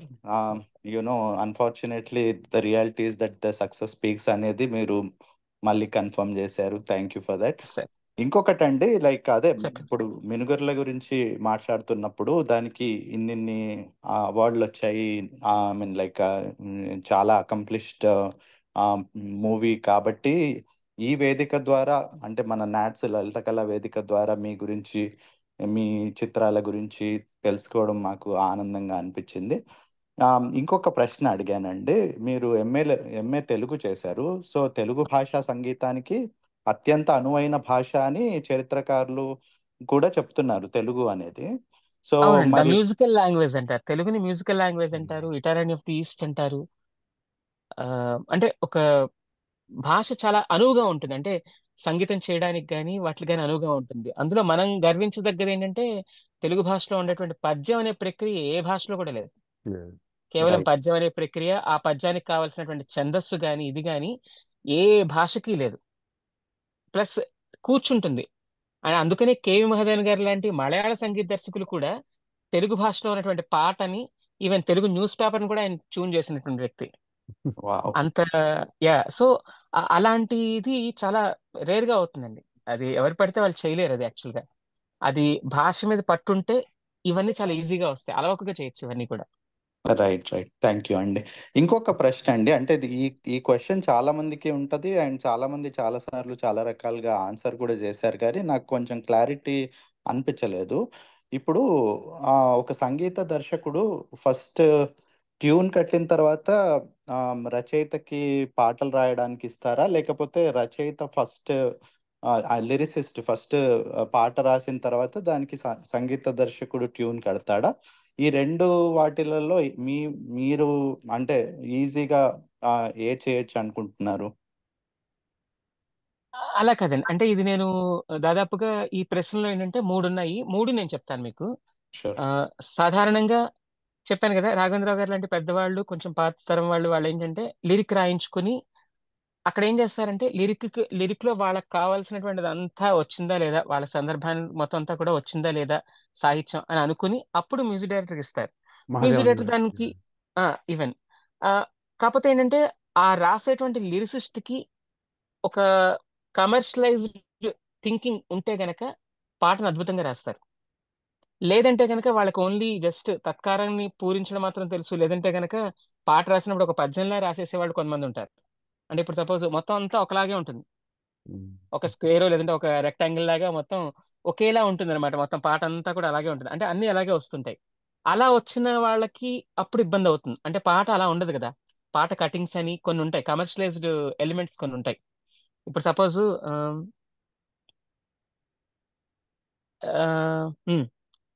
తననననన తానననాన తననననన తానని నాన తననననని తానని నాన తానానానానా అని రాస్తే పర్వాలేదు, కానీ అలా రాయరుగా.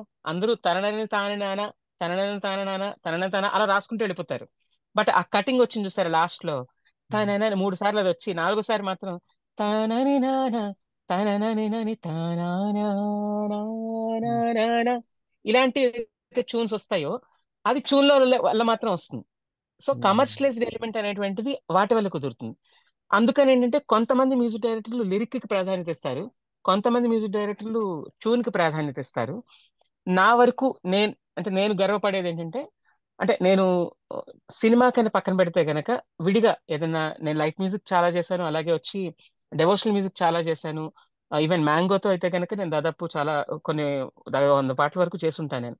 ఎస్పెషల్లీ బిఫోర్ లాస్ట్ ఇయర్ దసరాలో చేసినటువంటిది ప్రణవంలో కొలువైన పరమేశ్వరిని సునీత గారు దాదాపు ఒక 9 మంది సింగర్స్ చేత పాడించడం జరిగింది. అది అది దాదాపు ఆ 10 రోజుల్లోనే 1 మిలియన్ దాటి వెళ్ళిపోయింది యాక్చువల్గా వ్యూవర్షిప్. బా. సో అంత మంచి జరిగింది. బికాస్ ఆఫ్ రీజన్ ఏంటంటే, అంటే నేను నాకు తెలిసినటువంటి నాకున్న సర్కిల్లో ఉన్నటువంటి సాహిత్యకారులు ఎవరైతే ఉన్నారో, ఐ మీన్ లిరిసిస్టులు ఎవరైతే ఉన్నారో, గేయ రచయితలు, వాళ్ళతో నేను ఒకటి చెప్పుకుంటాను అనమాట. కాన్సెప్ట్ ఒకటి అనుకున్నప్పుడు ఆ కాన్సెప్ట్ కి నేను పల్లవి ఇస్తాను, నేను చూనివ్వను. పల్లవిని నేను అడుగుతాను పక్కాగా. పల్లవిని అడిగిన తర్వాత ఆ పల్లవిలో ఆ కమర్షియల్ కటింగ్స్ ఉన్నాయా లేదా చూసుకుంటాను. ఒకవేళ లేకపోతే కనుక వాళ్ళు రాసినటువంటి దాన్ని నేను కొంచెం కమర్షియల్ కటింగ్ లో ఇలా కటింగ్ చేసి ఇలా చేయొచ్చా అని చెప్పి అడుగుతాను నేను. బికాజ్ వాళ్ళకి ఏంటంటే నా మీద ఉన్న గౌరవం ఏంటంటే ఈయనకి కూడా కాస్త సాహిత్యం గురించి కాస్త కూస్త తెలుసు కాబట్టి దానికి ఆ వాల్యూ ఇస్తారు. నేను ఎందుకు పల్లవి వాళ్ళకి ఇస్తానంటే బికాస్ ఆఫ్ పాటకు పల్లవి ప్రాణం. అట్ ద సేమ్ టైం సందర్భం అంతా కూడా చెప్పదలుచుకున్న విషయం అంతా కూడా పల్లవిలోనే ఉంటుంది. మిగతా చరణాలు ఏంటంటే ఓన్లీ ఎక్స్ప్రెషన్ తప్ప ఏం చెప్పదలుచున్న పాయింట్ అంతా కూడా పల్లవిలోనే ఉంటుంది. సో పల్లవి అనేటువంటిది రచయిత తనకి ఫ్రీ స్టైల్ ఇచ్చేయగలిగితే కనుక తను రాయగలిగింది రాసేస్తారు, చెప్పదలుచుకుని చెప్పేస్తారు. అప్పుడు మనం దాన్ని కమర్షియల్ కటింగ్ లో తీసుకురావచ్చు. చరణానికి నేను చూనిస్తాను. బికాజ్ ఎందుకంటే పల్లవిలో ఆయన చెప్పదలుచుకుని చెప్పేశారు కాబట్టి చరణం రాయడం చాలా ఈజీగా రాసేస్తారు. అంటే టెంపో అలవాటు అయిపోతుంది ఆయనకి. సో ఆ విధంగా చేసినవే నేను ఎక్కువ భాగం పల్లవికి వాళ్ళకి ఇచ్చేసి రచయితలకి ఇచ్చేసి చరణంకి వచ్చేప్పటికి నేను చూని ఇవ్వడం అనేటువంటిది రెగ్యులర్ గా ఉంటుంది. మరి కొన్నిసార్లు ఏంటంటే ఆ, కొంతమంది డైరెక్టర్లు కానీ ప్రొడ్యూసర్లు కానీ కొంతమంది ఇనిషియేట్ చేస్తారు, నాకు ఇలా రిఫరెన్స్ ఇస్తారు, ఇగో ఆ రిఫరెన్స్ లో కావాలి. సో అన్నప్పుడు ఖచ్చితంగా మనం చూనే ఇవ్వాలి తప్పదు, ఎందుకంటే వాళ్ళు ఆ రిఫరెన్స్ లో చెప్తున్నారు కాబట్టి ఆ రిఫరెన్స్ కంపల్సరీ మనం చూన్ కింద ఇవ్వాలి తప్ప లిరిసిస్ట్ ఇస్తే ఆ రిఫరెన్స్ లిరిక్ కి సంబంధం ఉండదు. అలా అన్ని విధాలుగా కరెక్ట్ అయింది. లిరిక్ రాయడం కరెక్టే, ట్యూన్కి రాయడం కరెక్టే. కానీ రెండు కలిసి రాస్తే ఒక తెలియనటువంటి ఒక చిన్న ఆ, దాన్ని ఏమంటారు, ఒక మంచి రిజల్ట్ బాగా బయటకు వస్తుందండి. అది నా ఉద్దేశం. బాగా చెప్పారు. చాలా బాగా చెప్పారు సార్, ధన్యవాదాలండి. Thank you. Sai garu over to you అండి. థ్యాంక్స్ అండి. ఇంకా ఎవరికైనా ఏమైనా ప్రశ్నలు ఉన్నాయండి? మన సాయి నాకు గారు ఒక ప్రశ్న నమస్కారం అండి. ఉందండి. ఎవరండి? ఎవరు? నా శ్రీనివాస్ పే- సాహెబ్, చెప్పండి. నేను రవికిరణ్ మాట్లాడుతున్నానండి. నాకు ఒక చెప్పండి. ప్రశ్న ఉంది. ఆ, నమస్కారం రాజశేఖర్ గారు. నమస్తే సార్. ఆ, నమస్తే అండి. సో నేను ఇప్పుడు మీరు చేస్తున్న చర్చ అంతా విన్న తర్వాత నాకు అనిపించింది ఏంటంటే మీరు రాఘవేంద్రరావు గారితో కొంచెం క్లోజ్గా అసోసియేట్ అయ్యి ఆయన బాగా అర్థం చేసుకున్నట్టు అనిపించింది నాకు. ఆయనకి ఏం సార్ కావాలి ఏంటి అనేది. ఆ, సార్ అలాగే మీరు కీరవాణి గారితో కూడా కొంచెం క్లోజ్గా వర్క్ చేసినట్టు అనిపించింది. నా అవునండి. క్వశ్చన్ ఏంటంటే నాకు రాఘవేంద్రరావు గారు యాజ్ ఎ కమర్షియల్ డైరెక్టర్గా నాకు నాకు చాలా ఇష్టమైన డైరెక్టర్ ఆయన. అవునండి. సో ఆయన చాలా పాటలు అర్థవంతంగా సినిమాకి సంబంధించి ఆ సన్నివేశ సందర్భంగా చాలా సినిమాల్లో ఆ, పెట్టి తీశారు. అవి చాలా సక్సెస్ఫుల్ అయినాయి. కాకపోతే మీరు అవును. ఈ కార్యక్రమంలో వివిధ రాగాల గురించి మాట్లాడుతూ ఉన్నారు. అవును. ఆ, సో ఆయనకి ఇష్టమైన రాగం ఏంటిదండి రాఘవేంద్రరావు గారు? హిందోళ అండి. హిందోళ, హంసానంది. ఆ, ఎందుకంటే నేను ఎందుకు అడిగానంటే మిమ్మల్ని ఆ ప్రశ్న, సౌందర్య లహరిలో ఆయన కీరవాణి గారితో ఒక ప్రోగ్రాం ఉంటుంది. అవునండి. ఆ కార్యక్రమంలో నాకు ఇప్పుడు మీరు చెప్పినాక ఆ రాగం స్ట్రైక్ అయింది. బట్ ఆ సార్ రాగానికి ఆయన చెయ్యి ఆడిస్తారంట. అవునండి. ఆ, ఆయనకి ఏ రాగానికి ఆయన బాడీలో మూమెంట్ ఉండదంట, కానీ ఆ ఒక్క ఇందోళ రాగానికే చెయ్యి ఆడిస్తారు అని కీరవాణి గారు చెప్పినట్టు గుర్తు. మీరు ఇప్పుడు అవును, హిందోళ రాగానికి చెయ్యాడిస్తారు, హంసానందికి జస్ట్ చిన్న మూమెంట్ వస్తుంది ఆమెకి, ఆ, ఓకే. బుర్ర బుర్ర బుర్ర అవుతూ ఉంటుంది ఆయనది. మీరు ఆ రెండు రాగాల్లో ఏమన్నా ఎప్పుడన్నా అయ్యో, పాట? నేను సౌందర్యలహరి టైటిల్ సాంగ్ చేసింది అదేనండి. ఓకే ఫస్ట్ అండి. నేను 2-3 ట్యూన్లు చెప్పాను ఆయనకి, చెప్తే ఆయనకి ఎక్కలేదు. ఆయనకి ఎక్కకపోతే మా రామజోగి శాస్త్రి గారు, మా గురువు గారు అనమాట, రామజోగి శాస్త్రి గారు ఫోన్ చేసి, గురువు గారు ఏంటండి ఈయన, అంటే ఫస్ట్ టైం చేయడం కాబట్టి ఆయనకి, ఏంటండి సార్ ఈయన ఈయన అసలు నేను ఏం ట్యూన్ చేసినా ఒప్పుకోవట్లేదు, కానీ ట్యూన్ బాగుంది అంటున్నారు, కానీ నాకు నచ్చలేదు అంటారు, ఎలాగండి అని అంటే అని వెంటనే ఆయన అన్నారు, అలా కాదురా నాన్న, ఆయనకి ఏ రాగం ఇష్టం అనేది ఒకసారి చూసుకో, మైండ్ లో పెట్టుకో అంటే, ఆయనకి రెగ్యులర్ గా హిందోళ, హంసానంది ఇవే కదండి ఎక్కువ వచ్చేది అని అన్నారు. అందుకని వాటితో ట్రై చేయి ఒకసారి అని అన్నారు. అంటే సరే అని చెప్పి హంసానంది ట్రై చేశాను. ట్రై చేసినట్టు ఇది ఇది ఇది కదా కావాల్సింది, నాకు బాగుంది, ఇది ఓకే అని అన్నారు వెంటనే. అంటే అంటే ఆయనకి అల్టిమేట్ గా అంటే ఇప్పుడు అందరూ అనుకుంటారు రాఘవేంద్ర గారి కిరవాణి గారి కాంబినేషన్ ఎప్పుడు ఒకలాగే ఉంటుంది అని అంటారు. ఒకలాగే ఉండడం కాదండి యాక్చువల్ గా, ఆయన దానికి అట్రాక్ట్ అయిపోతారు. అంటే కీరవాణి గారికి కూడా మాకు చెప్పినటువంటిది ఏంటంటే, ఆయన ఎన్ని రకాలుగా చేసినా నచ్చితే సాధారణంగా నచ్చుతుంది పాట, కమర్షియలైజ్ చేస్తే నచ్చుతుంది. కానీ ఆయన నచ్చట్లేదంటే కనుక హిందోళంలోనో, హంసానందలోనో, శుద్ధన్యాసంలోనో, రేవతిలోనో, మధ్యమావతిలోనో ఇలా ఒక 5, 6 రాగాలు ఉంటాయి ఆయనకి ఇష్టమైనవి. అందులో చేసి తీసుకెళ్తే టక్ అని ఒప్పేసుకుంటారు అని అంటారు ఆయన. అంటే ఒక ఒక చిన్న ఫీల్ అనమాట అండి. ఆయన ఒకటే చెప్తారండి, నా సినిమా పాట పెళ్ళిలో కూడా వాయించుకోగలగాలి. అలా ఉంటేనే నేను ఒప్పుకుంటాను. నా సినిమా అందుకనే అన్నమయ్య పాటకు పట్టాభిషేకం అని చేసినప్పుడు ఆయనకి సాధారణంగా ఒక పాట ఒక ట్యూన్ వినిపిస్తే సరిపోతుంది. కానీ ఆయన 2, 3 ట్యూన్లు వినమంటారు. 2, 3 ట్యూన్లు చూసి ఇందులో ఇది బాగుంది, నాకు ఇది జనాలు అందరూ మెచ్చుకుంటారు అనిపిస్తోంది నాకు. అంటే జనాల పల్స్ తెలిసినటువంటి గొప్ప అంటే మ్యూజిక్ లవర్ డైరెక్టర్ అయితే ఏంటన్నది రాఘవేంద్ర గారిని చూస్తే అర్థమైపోతుందండి అందుకు. అందుకనే ఆయన పాటల్లో 108 సినిమాలు తీస్తే అఫ్ కోర్స్ ఒక్క సినిమా రిలీజ్ కాలేదు ఇంటింటా అన్నమయ్య అనేది, మిగతావన్నీ రిలీజ్ అయ్యాయి. 107 సినిమాలు రిలీజ్ అయ్యాయి. అందులో దాదాపుగా 85 సినిమాలు సూపర్ డూపర్ హిట్ సినిమాలు. ఒక 10 యావరేజ్లు, ఒక 5, 6 డిజాస్టర్స్ ఉంటాయి అంతే. అంటే కానీ మోస్ట్ మ్యూజిక్ సక్సెస్ఫుల్. పరంగా హిట్లే అండి అని, మ్యూజిక్ పరంగా మాత్రం బాగా హిట్లు అయ్యాయి. అవునండి, చాలానండి. వెరీ గుడ్, బాగుంది. శివ ఇప్పుడు మీరు పొంగులూరి. ఓకే, ఒక్కసారి ఇంకొక ఇంకో ప్రశ్న ప్రశ్న ఉందండి. సారీ అడగండి అండి. అడగండి. No worries. ఇంకొక ప్రశ్న ఇప్పుడు మీరు అడుగుతున్నప్పుడు నాకు అనిపించింది అడగాలని. ఇప్పుడు అయ్యో చెప్పండి సార్. రాఘవేంద్రరావు గారు అడిగినప్పుడు మీరు అన్నారు లైక్ నా పాటలు ఏవైనా సరే జనాల్లో ఉండాలి, అలాగే పెళ్లి సందర్భంలో కూడా వాళ్ళు పెట్టుకునేటట్టు ఉండాలి అనేది. సో ఇప్పుడు అవును, మనకి పెళ్లి అనగానే గుర్తొచ్చే పాట పెళ్లి పుస్తకం. అవునండి, శ్రీరస్తు శుభమస్తు. శ్రీరస్తు శుభమస్తు. రాజేంద్ర ప్రసాద్ గారి సినిమా పాట డెఫినెట్ గా ప్రతి పెళ్లిలోనూ ఉంటుంది మనకి. అది అవునండి, ఏ రాగం కింద వస్తుందండి ఆ పాట? మధ్యమావతి శ్రీరాగం అండి, రెండు మిక్స్ చేసింది అది. ఓకే ఆరుద్ర గారు రాశారు అది, ఆరుద్ర. అవునండి, ఆరుద్ర గారు సార్. ఓకే అండి. మధ్యమావతి శ్రీరాగం అండి అది. ఎందుకంటే అది శుభప్రదమైనటువంటి రాగాలు కొన్ని ఉంటాయండి. ఆ శ్రీరాగం ఒకటి, ఆరభి ఒకటి. అందుకని కీరవాణి గారికి ఆరభి రాగం అన్నా లేదా దుర్గ రాగం అన్నా అంటే శుద్ధ సాగర్ అన్నా కూడా చాలా ఇష్టం ఆయనకి. కళ్యాణ్ అంటే మహా పిచ్చి, విపరీతమైన పిచ్చి కళ్యాణ్లో. ఆయన ఒకటే అంటారు, కళ్యాణ్లో నాకు కార్ ఎవరు పాడినా కూడా నేను యాక్సెప్ట్ చేస్తాను అని అంటారు. అంటే ఆయనకి ఒక ఫీల్ ఉంటుంది అనమాట ప్రతి ఒక్కళ్ళకి. ఈవెన్ అందుకనే నేను కూడా నా స్టూడియో పేరు శ్రీ అభేరి అని పెట్టుకున్నాను యాక్చువల్ గా. దానికి రీజన్ అంటే చాలా మంది ఏంటంటే అభేరి శ్రీ అనేది గౌరవవాచకం అనుకుంటారు. కాదు, శ్రీ అనేటువంటిది పవిత్రమైన రాగం. ఎవ్వరు ఎంతలా పాడు చేద్దామన్నా పాడవదు అది, పవిత్రంగానే ఉంటుంది శ్రీరాగం అనేటువంటిది. శ్రీరాగం అంటే ఏం లేదు, ఎందరో మహానుభావులు, అది శ్రీరాగం. సరిమ పని సని పదని పమరి గరి స, ఇది శ్రీరాగం. అది ఎవ్వరు ఏం చేయలేరు, ఎంతమంది చేసినా కూడా క్లాసికల్ గా అది చేయాల్సిందే ఖచ్చితంగా. ఇంకా అభేరి అంటే ఇష్టం వచ్చినట్టుగా వాడుకోవచ్చు దాన్ని. అంటే విపరీతం అనమాట. నీ స గరి స ని ద పమ గమ పమ గరి ని రి స నగుమోము. అందుకని అభేరిని ఫ్యూజన్ కూడా చేయొచ్చు, ఎలాంటిదైనా చేసుకోవచ్చు. శ్రీరాగాన్ని మాత్రం ఏం చేయలేం, క్లాసికల్ గానే ఉపయోగించగలుగుతాం తప్ప దాన్ని వేరేలా వాడడానికి కానీ వాటికి కానీ కష్టం అయిపోతుంది. ఆర్కెస్ట్రేషన్ మార్చుకోవచ్చు తప్ప రాగాన్ని ఏం చేయలేం. అందుకని నా స్టూడియోలో శ్రీ అనేటువంటి పవిత్రమైనటువంటి క్లాసికల్ టైప్ ఆఫ్ సౌండ్ వస్తుంది. అట్ ద సేమ్ టైం అభేరి అనేటువంటి ఫ్యూజన్ స్టైల్ ఆఫ్ దాంట్లో కూడా వస్తుంది అనే భావన కొద్దీ శ్రీ అభేరి అని పెట్టడం జరిగింది, రెండు రాగాలుగా అనమాట. ఇంకొకటి ఏంటంటే అభేరి అంటే మీనింగ్ వచ్చి భేదించలేని శబ్దాన్ని ఉత్పన్నం చేసేటువంటిది అని మీనింగ్. అంటే అన్బ్రేకబుల్ సౌండ్ ప్రొడ్యూసర్. సో నా స్టూడియో నుంచి వచ్చేటువంటి ఏ సౌండ్ అయినా కూడా అన్బ్రేకబుల్ సౌండ్, ఎవరు కూడా దాన్ని భేదించలేరు అనే దానికి గౌరవవాచకం శ్రీ అనమాట, శ్రీ అభేరి. ఇలా ఈ రెండు రకాలుగా వచ్చేట్టుగా నేను ద్వర్దిలాగా పెట్టుకున్నాను అనమాట యాక్చువల్గా దాన్ని. Yeah. చాలా చాలా బాగుంది. ధన్యవాదాలండి. శివ మీరు అడుగుతున్నారు శివ. అవునండి. నమస్కారం అండి. నా పేరు శివకుమార్, నేను నమస్తే సార్. టెంపాలో ఉంటున్నాను. ఆ, నమస్తే అండి. చాలా బాగుందండి, మేము చాలా విషయాలు తెలుసుకున్నాము, నేర్చుకుంటున్నాము కూడా. అయ్యో ఎంత మాట.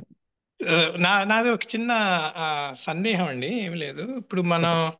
సంగీత సాహిత్యం అంటే లిరిక్ అండ్ మ్యూజిక్ రెండు మనకి చాలా ఇంపార్టెంట్ కదా. అంటే కమర్షియల్ ఎలిమెంట్ లో చూస్తే గోయింగ్ ఫార్వర్డ్, అంటే నేను అబ్జర్వ్ చేసింది, it's only my observation, probable opinion అయి ఉండొచ్చు. ఇప్పుడు మన నెక్స్ట్ జనరేషన్, మన పిల్లల్ని చూస్తుంటే వాళ్ళు మ్యూజిక్లు వింటుంటారు బాగా. 24 గంటలు చెవులో ఉంటాయి. ఇండియా ఏ కంట్రీలో చూసినా ఎప్పుడు 24/7 వాళ్ళు వర్క్ చేస్తూనే, లేకపోతే ట్రావెల్ చేస్తూ చెవుల్లో అది లేకపోతే ఆ, ఏదో లేనట్టుగా ఉంటుంది. సో మ్యూజిక్ బాగా అవును వింటున్నారు, అవును which is a good thing. I appreciate. కానీ ఆ, మా పిల్లల్ని నేను అడిగాను, అలా ఇద్దరు ముగ్గురిని అడిగాను. ఆ, ఒకే పాట చాలాసార్లు వింటుంటారు. అసలు ఏం వింటున్నారు ఆ పాట, అసలు ఏమన్నా మీనింగ్ ఏమన్నా తెలుసా అంటే నో అంటారు. సో ఇండియాలో లాస్ట్ ఇయర్ ఇండియాకి వెళ్ళినప్పుడు మా అక్కయ్య కూతుళ్ళు అందరూ వింటున్నారు. ఏం పాటలు అంటే కొరియన్ సాంగ్స్. అరే మీకు ఏమన్నా కొరియన్ సాంగ్స్ వింటున్నారా? అది పెద్ద ఫేమస్ అయింది, ఏదో ఒక ట్రూప్ ఉంది కొరియన్. ఓకే ఎవరు చూసినా వాళ్ళ ఫోటోలు పెట్టుకుంటున్నారు కొరియన్స్వి. పేరు కూడా ఏదో చెప్పారు, మర్చిపోయాను. ఆ, అదే అది ఇండియాలో చూశారు చాలా. ఇప్పుడు యుఎస్ లో కూడా చూస్తున్నా, చిన్న హై స్కూల్ మిడిల్ స్కూల్ పిల్లలు వాళ్ళందరూ బాగా వింటున్నారు Korean.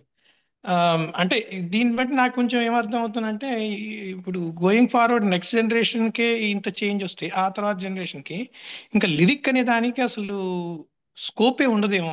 Music K it's going to be an important, because చెవికి ఆ సౌండ్ ఇంపార్టెంట్, అంతేగాని మెదడుకి వాళ్ళు ఏమి ఇన్పుట్ ఇవ్వట్లేదు వాట్ దే ఆర్ లిసనింగ్ అని. ఆమ్, దానివల్ల డెఫినెట్లీ బ్రెయిన్ డెవలప్మెంట్ తేడాలు ఉంటాయి అన్నిట్లో, లాంగ్వేజ్ స్కిల్స్ లో గోయింగ్ ఫార్వర్డ్ అవన్నీ వీళ్ళు మ్యూట్ అవ్వచ్చు.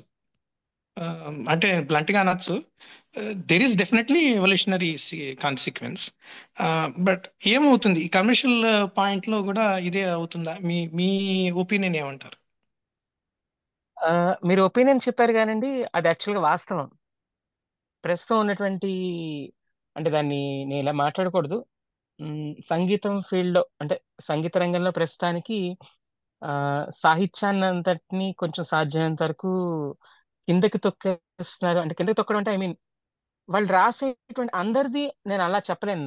దాదాపు కొంతమంది గురించి నేను మాట్లాడుతున్నాను అంతే, జస్ట్ కేవలం సాహిత్యపు విలువల్ని సాధ్యమైనంత వరకు తగ్గించేసి, అంటే కేవలం అంటే నేను ఒకటే బెస్ట్ ఎగ్జాంపుల్ చెప్తానండి. ఇప్పుడు ఉన్న మ్యూజిక్ అంతా కూడా ఎలా ఉందంటే, పాట వింటే మనం కాల్తో ట్యాప్ చేస్తాం, వెంటనే ట్యాప్ చేస్తాం మనం, అంత అద్భుతంగా ఉంటుంది.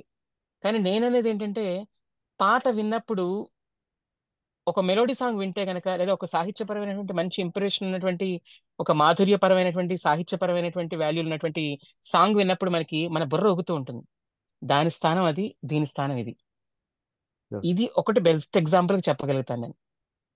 రిథమ్ ఓరియంటెడ్ గా వెళ్ళేటువంటి పాటలు మాత్రమే మనకి కాల్ ట్యాప్ చేస్తాయి, లేదంటే ఓ ఊగుతూ ఉంటాం అంతే. మాధుర్యం అనేటువంటిది ఊగాల్సిన అవసరం లేదండి, లోపల ఊగుతూ ఉంటుంది బాగా. మన మనసు ఊగుతూ ఉంటుంది, మధు ఊగిలుడిగింది అంటారు కదా, అలా అది ఊగుతుంది అది యాక్చువల్గా. సో దానికి రీజన్ ఏంటంటేనండి, అలాంటి పాటలు తక్కువైపోయాయి ఫస్ట్ ఆఫ్ ఆల్. ఒక మెలోడీ ఓరియంటెడ్ సాంగ్స్ ఏవైతే ఉన్నాయో తగ్గిపోయాయి. కొంతమంది డైరెక్టర్స్ ఏం చేస్తారంటే, మెలోడీ మెలోడీ సాంగ్ ఇస్తూ వెనకాల ఒక రిథమ్ అనేటువంటి దాన్ని క్యారీ చేస్తుంటారు. అది నేను యాక్సెప్ట్ చేస్తాను. వై బికాజ్ ఏంటంటే, మెలోడీ ఉండాలి. ఈవెన్ రెహమాన్ సార్ కూడా ఇప్పటికి కూడా మీకు మెలోడీ సాంగ్ చేస్తే మెలోడీ ఉంటుంది, వెనకాల రిథమ్ కూడా ఉంటుంది, కానీ ఆ మాధుర్యాన్ని మాత్రం మిస్ చేయనివ్వరు. ఇప్పుడు మనకి వస్తున్నటువంటి 90% సాంగ్స్ అన్ని కూడా సాహిత్యపు విలువలు తగ్గిపోయి, లేదంటే కనుక ఆ మాధుర్యం ఏదైతే ఉందో, మెలోడీ ఏదైతే ఉందో అది లేకపోవడం మూలాన జస్ట్ ట్యాప్ అవుతుంటుంది తప్ప, జస్ట్ బుర్ర ఊగుతూ ఉంటుంది తప్ప. అంటే పబ్లోకి వెళ్తే మనం చూసారు, ఆ పాట ఏమొస్తుందో ఎవరికి తెలియదు, జస్ట్ అలా ఊగుతూ ఉంటారంతే. అలా ఉంది తప్ప ప్రస్తుతం సంగీతపు ధోరణి. ఎప్పుడైతే ఈ సాహిత్యానికి వాల్యూ వచ్చి మెలోడీ రిథము రెండు కంబైన్డ్ గా ప్యారలల్ గా ఎప్పుడైతే నడుస్తూ వెళ్తుందో, అప్పుడు మాత్రమే మనం పిల్లల్ని మనం ఇది కూడా వినండ్రా అని చెప్పడానికి అవకాశం ఉంటుంది. సపోజ్ మీరే ఉన్నారు, మీ పిల్లలు ఉన్నారు ఇప్పుడు, ఈ పాటలు వినండ్రా అని మీరు ఏ సినిమా పాటలు మీరు చూపించగలరు? ఒకటి అరా తప్ప. ఐ థింక్ శివ గారు లైన్ లో ఉన్నారో లేదు నాకు తెలీదు. ఆ, ఎస్ సార్. ఆ, సో ఒక అంటే మనం గత సంవత్సరం అంతా పోల్చుకుంటే గనక మహా అయితే ఒక సీతారామం పాటలు మనం వినండ్రా అని చెప్పొచ్చు. అది దాంట్లో కూడా రిథమ్ ఉంది, దాంట్లో కూడా మెలోడీ ఉంది, కానీ సాహిత్యపరమైనటువంటి అద్భుతాలు ఉన్నాయి దాంట్లో కూడా. అలాంటి పాటలు వింటే ఓకే పర్వాలేదు. కానీ ఇప్పుడు వచ్చేవన్నీ కూడా ఆ, అది మడత పెట్టామా ఇది మడత పెట్టామా అని ఇలాంటి సాంగ్సే తప్ప ఒక ఫీల్ ఉన్నటువంటిది చెప్పలేం. వై బికాజ్ ఏంటంటే ఆ, ఆ సాహిత్యానికి విలువ ఇవ్వడం తగ్గిపోతుందండి. అది బాధేస్తుంది, అంతకుమించి ఇంకేం లేదు. అలా ఎప్పుడైతే డైరెక్టర్ అనేవాడు, ప్రొడ్యూసర్ అనేవాడు, మ్యూజిక్ డైరెక్టర్ అనేవాడు సాహిత్యానికి వాల్యూ ఎప్పుడైతే ఇస్తారో, అది ఆటోమేటిక్ గా సంగీతం దానికి, ఇప్పుడు నేను చాలా ఇంటర్వ్యూలో చెప్పానండి, సాహిత్యం అనేటువంటిది ఒక పువ్వు అయితే సంగీతం దాన్ని ఆధారం చేసుకునే కాడవ్వాలి తప్ప దాన్ని మింగేయకూడదు అంటాను నేను. ఎందుకంటే సాహిత్యాన్ని నిలబెట్టేటువంటి కాడ ఏదైతే అవుతుందో సంగీతం, అప్పుడే పువ్వు శుభ్రంగా వికసిస్తుంది. దాన్ని కప్పేస్తూ ఉంటే సాహిత్యపు గుబాళింపు ఎక్కడి నుంచి బయటకు వస్తుందండి? అందుకనే అవి మొగ్గల్లోనే పడిపోతున్నాయి. సువాసన బయటికి రాకుండా మొగ్గల్లోనే బయటకు వెళ్ళిపోతున్నాయి. సో సాహిత్యం నిలబడితే తప్ప ఈ సంగీతం మారదండి. చాలా బాగుంది. బాగుందండి. అంటే నేను అంటే మిమ్మల్ని అడుగుతుంది ఏంటంటే, మీకు సంగీతంలో మంచి ఆ, ఇది ఉంది కాబట్టి, మీకు జ్ఞానం అంతా బాగా ఎక్స్పీరియన్స్ ఉంది, అనుభూతి ఉంది కాబట్టి, అనుభవం కూడా ఉంది కాబట్టి, ఆ, అంటే గోయింగ్ ఫార్వర్డ్ అది సైకిల్ లాగా మళ్ళీ బ్యాక్ వచ్చేస్తుంది అంటారా, లేదంటే ఇది ఖచ్చితంగా ఇంకా లేదు లేదు, ఖచ్చితంగా వస్తుంది. దానికి బెస్ట్ ఎగ్జాంపుల్ ఒకటి చెప్తాను మీకు. నేను రీసెంట్ గా నేను ఒక కవి సామ్రాట్ అని ఒక సినిమా చేశాను నేను రీసెంట్ గా. ఎల్బి శ్రీరామ్ గారు ఆ ఆ సినిమాలో విశ్వనాథ్ సత్యనారాయణ గారి పాత్ర ధరించారు. ఆ సినిమా చేసింది ఒక 25 కుర్రాడు. ఒక 25 వయసులో ఉన్న కుర్రాడు, అంటే ఇప్పుడు జనరేషన్ లో ఒక 25 వయసులో ఉన్న కుర్రాడు విశ్వనాథ్ సత్యనారాయణ గారి పేరు తెలియడమే గొప్ప. అలాంటిది విశ్వనాథ్ సత్యనారాయణ గారికి గురించి చెప్తూ, అట్ ద సేమ్ టైం ఆ విశ్వనాథ్ సత్యనారాయణ గారి జీవితంలో ఉన్న వాటిని ఒక కమర్షియలైజ్డ్ గా చూపించడం అనేటువంటిది నాట్ జోక్ అండి. అందరూ చాలా మంది ఉన్నారు, విశ్వనాథ్ సత్యనారాయణ గారి సినిమా అంటే పద్యాలు ఉండాలి, అవేం లేవు అంటే. పద్యాలు అక్కర్లేదు. విశ్వనాథ సత్యనారాయణ గారి దగ్గర నుంచి మనం ఏం నేర్చుకున్నాము? భాష మీద గర్వం నేర్చుకున్నామా లేదా? లేదంటే కనుక ఆయన జీవితంలో పడ్డ ఒడిదుడుకుల నుంచి మనం ఏం నేర్చుకోగలిగాము? ఇవి మనకు తెలియాలి. ఆయన భాషకి ఎంత సేవ చేశాడు? లేదంటే కనుక ఆ, లేదంటే చూడండి, ఆయన రాసినటువంటి 1000 పడగల్ని మళ్ళా పివి నరసింహారావు గారు సహస్రపణిని హిందీలో తర్జుమా చేశారు. మరి అదేంటిది? రామాయణ కల్పవృక్షం అనేటువంటి దాని అద్భుతమైనటువంటి దానికి జ్ఞానపీఠ అవార్డు వచ్చింది. మొట్టమొదటి జ్ఞానపీఠ గ్రహీత ఆయన. అలాంటి వ్యక్తి గురించి ఒక 25 కుర్రాడు చెప్పాడంటే నాకు ఆశ్చర్యం వేసింది. దానికి కోర్స్ నేను దానికి మ్యూజిక్ చేశాను. అంటే నాకు ఆ కుర్రాడి మీద ఎందుకు అంత అభిమానం ఏర్పడిందంటే బికాస్ ఆఫ్ ఆ కారణం వల్ల. ఎందుకంటే తను ఒక ఇంటర్వ్యూలో చెప్పాడు, మలయాళం వాళ్ళకి వాళ్ళ భాష మీద ఉన్నటువంటి గర్వం మామూలుగా ఉండదు.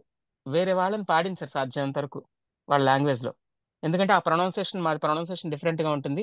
ఆ ప్రొనౌన్సియేషన్ కరెక్ట్ గా పలికేది మేము మాత్రమే, కాబట్టి మేము తప్ప మిగతా వాళ్ళు పాడించామంటారు. తమిళం వాళ్ళకి అంతే, అదే గర్వం. తెలుగు వాళ్ళకి ఒక్కళ్ళకే ఆ గర్వం లేదు. మనం నిగర్వలం. అది ఎలా చెప్పాలో నాకు తెలియదు కానీ మనం చాలా నిగర్వలం. మనంత సహనం, మనంత క్షమ ఎవరు ఎన్ని రకాలుగా పాడు చేస్తున్నా కూడా పాటల్ని మనం చాలా జాగ్రత్తగా ఉంటూ, జాగ్రత్తగా అభిమానిస్తూ ఉంటాం వాళ్ళందరినీ కూడా. రామచిలకమ్మని రామ్మా చిలకమ్మ అని పాడినా కూడా ఆ, ఎలా అదే ఆ, అలా కాదా అనడానికి అలా కదా, అలా అంటే అలా కదు, కాదు అనడానికి కదు అని పాడినా కూడా మనం యాక్సెప్ట్ చేస్తాము. పాపం వేటరు గారు మంచి పాటను యాక్చువల్గా నా ఊహల్లో నువ్వు కనిపించావు అని విడిగా పాడినా కూడా, చావు చావు అని విడిగా పాడినా కూడా ఆనంద్ సినిమాలో మనం యాక్సెప్ట్ చేసాం పాటని. అంటే అది తప్పు ఎక్కడ ఉంది అని మనం ఆలోచిస్తే కనుక మనలోనే ఉంది అనిపిస్తుందండి ఒక రకంగా కొంతవరకు. మనం వాళ్ళని కరెక్ట్ గా దారిలో పెట్టాలి అంటే మనం ఇంకా చెప్తూ ఉండాలి. అఫ్ కోర్స్ రెండు వైపుల నుంచి ఉంది అది. అటు భాషాభిమానం చూపించగలిగేటట్టుగా మనం పిల్లల్ని పెంచుకోగలగాలి. అట్ ద సేమ్ టైము అటువైపు వాళ్ళు కూడా, చిత్రాలు తీసేవాళ్ళు కూడా, వాళ్ళు కూడా వైపు నుంచి కూడా మన భాష గురించి పట్టించుకుంటే కొంచెం చాలా బాగుంటుంది. భాష ఎప్పుడైతే అంతెందుకండి, Gibbon and Macaulay, I think Macaulay అనే పర్సన్ మీకు తెలుసు యాక్చువల్గా. మనం ఇప్పుడు పాటిస్తున్నటువంటి విద్యా విధానం అంతా కూడా మెకాలే క్రియేట్ చేసింది యాక్చువల్గా. కరెక్ట్. అవును. సో మెకాలే అనేటువంటి వ్యక్తి ఒక మాట అన్నట్ట, తన డైరీలో రాసుకున్నట్ట ఒకసారి, ఎప్పుడైతే భారతదేశాన్ని మనం కంట్రోల్లో పెట్టుకోవాలంటే భారతదేశంలో ఉండేటువంటి భాషను తగలెట్టండి చాలు, ఇంకేం అవసరం లేదన్నట్టు ఆయన. అందుకనే ఇంగ్లీష్ పద్ధతిని మనం ఇంతలాగా మనం చేసుకోగలుగుతున్నాం. లేదంటే ఒకప్పుడు గురుకుల పద్ధతి కదండి. గురువుల దగ్గరికి వెళ్ళి నేర్చుకోవాల్సింది గురువులు మన దగ్గరికి వచ్చి నేర్పిస్తున్నారంటే ఎంత కర్మ చూడండి అది. అంటే విద్యా విధానాన్ని నేను తప్పట్టట్లేదు, కానీ విద్యా విధానం అది రాంగ్ నిజం చెప్పాలంటే గనక. పూర్తి స్థాయిలో ఒక పండితుడు అవ్వాలి అంటే గనక గురువు దగ్గర ఉండి గురు శుశ్రూష చేసుకుంటూ, శుశ్రూషలు కూడా 4 రకాలండి. భావ శుశ్రూష, ఐ మీన్ అదేంటిది, బాహ్య శుశ్రూష, భావ శుశ్రూష, ఇలా చాలా రకాలు ఉన్నాయి. ఆ శుశ్రూష లేని చోట్ల అంగ శుశ్రూష, స్థాన శుశ్రూష, ఈ 4 శుశ్రూషలు చేస్తే తప్ప వాడు పండితుడు అవ్వట. సో అలాంటిది ఏదీ లేకుండా మనం నేర్చుకుంటున్నాం కాబట్టే భాష అనేటువంటి దాని మీద మనకు పట్టు లేదు, పాండిత్యం అనేటువంటిది రావట్లేదు. అట్ ద సేమ్ టైం పక్క వాళ్ళ పాశ్చాత్య ఈ ఈ ధోరణులంతా కూడా మనకి అణువణువున జీర్ణించుకుపోతున్నాయి. ఎప్పుడైతే మనం వాటిని పక్కన పెట్టి మన పిల్లల్ని గురువుల దగ్గరికి పంపిస్తామో ఖచ్చితంగా అప్పుడు అందరికీ వినయ విధేయత అలవాటు అవుతుంది. అట్ ద సేమ్ టైం మనకి కావాల్సినటువంటి సంస్కృతి సాంప్రదాయాలన్నీ కూడా తర్వాత తరాలకు కూడా అందుబాటులోకి వస్తుంటాయి. వాళ్ళు కూడా నేర్చుకుని వాళ్ళ తర్వాత తరాలు కూడా కొన్ని శతాబ్దాలు పోయినా కూడా జరుగుతూ ఉంటుంది. అది లేకపోవడం మూలానే అని నా అభిప్రాయం మాత్రం ఇది మీరన్నట్టు. చాలా బాగా చెప్పారండి. నమస్తే ఆ, శర్మ గారు. నమస్తే సాయి అండి. గారు. శ్రీనివాస్ సత్యరాజ్ గారు చెప్పండి. నా పేరు శ్రీనివాస్ సత్యరాజ్ అండి. ఇందాక సాయి గారిని అడిగినప్పుడు దోశలు వేసుకుంటున్నాను, దోశ మాడి ఇలా ఉమ్. ఆ, సరే. ఇంతకీ మీరు చాలా చక్కగా చెప్పారు చాలా విషయాలు. ఆ, ఇందాక ఎవరు చెప్తా వాళ్ళు కొరియా అవును సాహిత్యం, శివ కొరియా గారు, సినిమాలు శివకుమార్ గారు. వింటున్నారండి. దానికి అవునండి. కారణం ఏంటంటే ఓ బేబీ అనే సినిమాలో అందులో సెంటిమెంట్ చాలా బాగా పండి ఆ, అప్పటి నుంచి అందరూ కూడా దాని ఒరిజినల్ మూవీ కొరియన్ కాబట్టి అందరూ కూడా దానికి వెళ్ళడం మొదలెట్టారు, కొరియన్ సాహిత్యం గురించి నేర్చుకోవడం అప్పటి నుంచి. అది అలా పక్కన అవునండి. పెడితే ఆ, అన్నమాచార్య కీర్తనల గురించి మీరు చెప్పారు, 32,000 కీర్తనలు ఉన్నాయని కదా. ఆ 32,000 కనీసం ఓ 32 కీర్తనలైనా మీరు మీలాంటి వాళ్ళు ముందుకొచ్చి ఆ, అంటే పాపులర్ కానివి మీలాంటి అవును వాళ్ళు వచ్చి చేయొచ్చు కదా. తర్వాత ఆ, నాకు పెద్ద దౌర్భాగ్యం ఏంటంటే ఇంగ్లీష్ పదాలు లేకుండా తెలుగు మాట్లాడలేకపోతున్నాను. ఆ, అలా మీలాంటి వాళ్ళు ఆ, కూడా కనీసం మేము మీలాంటి వాళ్ళ దగ్గర నుంచి ఆశించేది ఏంటంటే మీరు కూడా ఇంగ్లీష్ పదాలు లేకుండా చక్కగా పూర్తి తెలుగులో మాకు ఆ, మాట్లాడుతూ ఉంటే చాలా ఆనందంగా ఉంది. అది మన చూసే నేర్చుకుంటారు పిల్లలు అవునండి. అనేది. అవునండి. సో ఆ ఇప్పుడు విధంగా మీరు అన్నమాచార్య కీర్తనల దగ్గర నుంచి మొదలుపెట్టి ప్రైవేట్ ఆల్బమ్స్ ఎందుకు చేయకూడదు అనేది ఒక అయ్యో ప్రశ్న. నేను చాలా చేస్తున్నానండి యాక్చువల్గా. ఈవెన్ ప్రస్తుతం అంటే నా యొక్క యూట్యూబ్ ఛానల్ ద్వారా కూడా చాలా మంచి మంచి పాతవి అన్ని కూడా మొత్తం తీసుకుని వాటిలన్నిటిని నేను చేయడం జరిగింది. శ్రీ అభిరు స్టూడియోస్ అనే ఛానల్ ద్వారా చాలా చేస్తున్నాను, ఒక్కొక్కటి. కాకపోతే అలాంటి వాటికి బహుశా ఆదరణ తక్కువేమో నాకు తెలియదు. అన్ని జస్ట్ వేలల్లోనూ వందల్లోనే ఉంటాయి తప్ప వ్యూవర్షిప్ ఎక్కువ. మిగతా వాటికి ఇప్పుడున్నటువంటి పాటలకు వచ్చేటువంటి వాటిగా వ్యూవర్షిప్ అనేటువంటి తక్కువ ఉంటుంది. బట్ నేను ఇంకా చేస్తూనే ఉంటాను. వై బికాస్ వ్యూవర్షిప్ కోసం చేయట్లేదు, కేవలం అది 10 మంది చూసినా కూడా ఆ 10 మంది తర్వాత 10 మంది చెప్తారన్న ఉద్దేశం కొద్దీ నేను చేస్తున్నాను యాక్చువల్గా. అందుకని మాధవ మామవ ఇలాంటి మంచి మంచి కీర్తనలు, అన్నమయ్య కీర్తనలు అవన్నీ కూడా చేస్తున్నాను నేను. ఇంకా కొంతమంది మంచి రాసినటువంటి ప్రైవేట్ సంకీర్తనలు కూడా చేస్తున్నాను అవన్నీ కూడా. అలాగే అన్నమయ్య కీర్తన అన్నారు కదా, ఆల్రెడీ అన్నమయ్య కీర్తనలు ఆ ప్రోగ్రామ్ ద్వారానే, ఆ కార్యక్రమం ద్వారానే నేను కాస్తో పాపులర్ అయింది అనమాట అండి. యాక్చువల్గా నాకు జనాలకి నా పేరు తెలిసిన కారణం బికాజ్ అదే. నేను చేసిన సినిమాల కన్నా కూడా నేను చేసినటువంటి ఆ సంకీర్తనల ద్వారానే నాకు మంచి పేరు వచ్చింది నిజానికి. మీరు ఆ ఛానల్ గురించి మాకు పోస్ట్ చేయండి, మేము పబ్లిష్ చేస్తాం సార్. ఓకే అండి. అయ్యో యా, యా. తప్పకుండా సార్, ఖచ్చితంగా. ఇంకెవరికైనా ప్రశ్నలు ఉన్నాయండి? దయచేసి ఎప్పటికే చాలా అనుకోకుండా 1:25 మాట్లాడామండి మనం. ఆ? ఓ నిజమండి. అద్భుతం. నిమిషంలో గడిచిపోయింది ఒక విధంగా చెప్పాలంటే. శర్మ గారు ధన్యవాదాలు సార్, చాలా చక్కగా చెప్పారని నేను. అయ్యో తప్పకుండా అండి. కాకపోతే మీరు దోశ అనకండి, దాన్ని అట్టు అనండి, చాలా బాగుంటుంది. దోశను అవును, దోశ ఏంటంటే తమిళ పదమా కాదండి, దోశ అన్న పదం ఇంగ్లీష్ పదమే అది. ఇంగ్లీష్ పదమా? దాన్ని అలా తీసుకొచ్చాం యాక్చువల్గా, దోశ అది యాక్చువల్గా. అదే. తెలుగులో కేవలం చూసారు, అట్టు అని మాత్రం ఇలాంటివి అంటాం మనం దాన్ని. చెప్తే మీలాంటి వాళ్ళు చెప్తే మేము తప్పకుండా నేర్చుకోగలుగుతాం అది. అంతేగాని ఇప్పుడు మనకి గ్లాస్ వాడుతున్నాం అంటే రెగ్యులర్ గా వాడే నిత్యావసర వస్తువులు గ్లాస్ అంటున్నాం. గ్లాస్ కాదు కాదు, యాక్చువల్గా దాన్ని లోటా అవును అంటాం తెలుగులో. లోట. అవును. ఉమ్, లోటా అంటాం.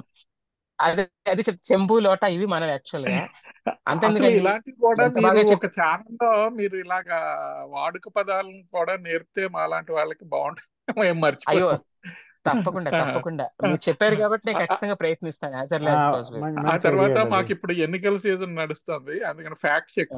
ఇందాక మీరు దేవులపల్లి గారు హోటల్లో రాసినట్టుగా ధ్వనించేలా మాట్లాడారు. యాక్చువల్ గా ఆయన హోటల్లో రాయలేదండి ఆ పాట. ఆకులు ఆకున్నాయి కాకినాడలో ఆయన పెరట్లో కూర్చుని రాశారు. అంటే పెరట్లో కూర్చున్నా కూడా ఈ అడవి సాగిపోయినది అడవిలో కాదు కదా యాక్చువల్ గా. అవునవును. అంటే ఆయన చెప్పింది యాక్చువల్ గా మాట ఆ అది. పాట ఎప్పుడో రాసిన తర్వాత ఎన్నో సంవత్సరాల తర్వాత అది అవును స్వరబద్ధం అవును చేశారు.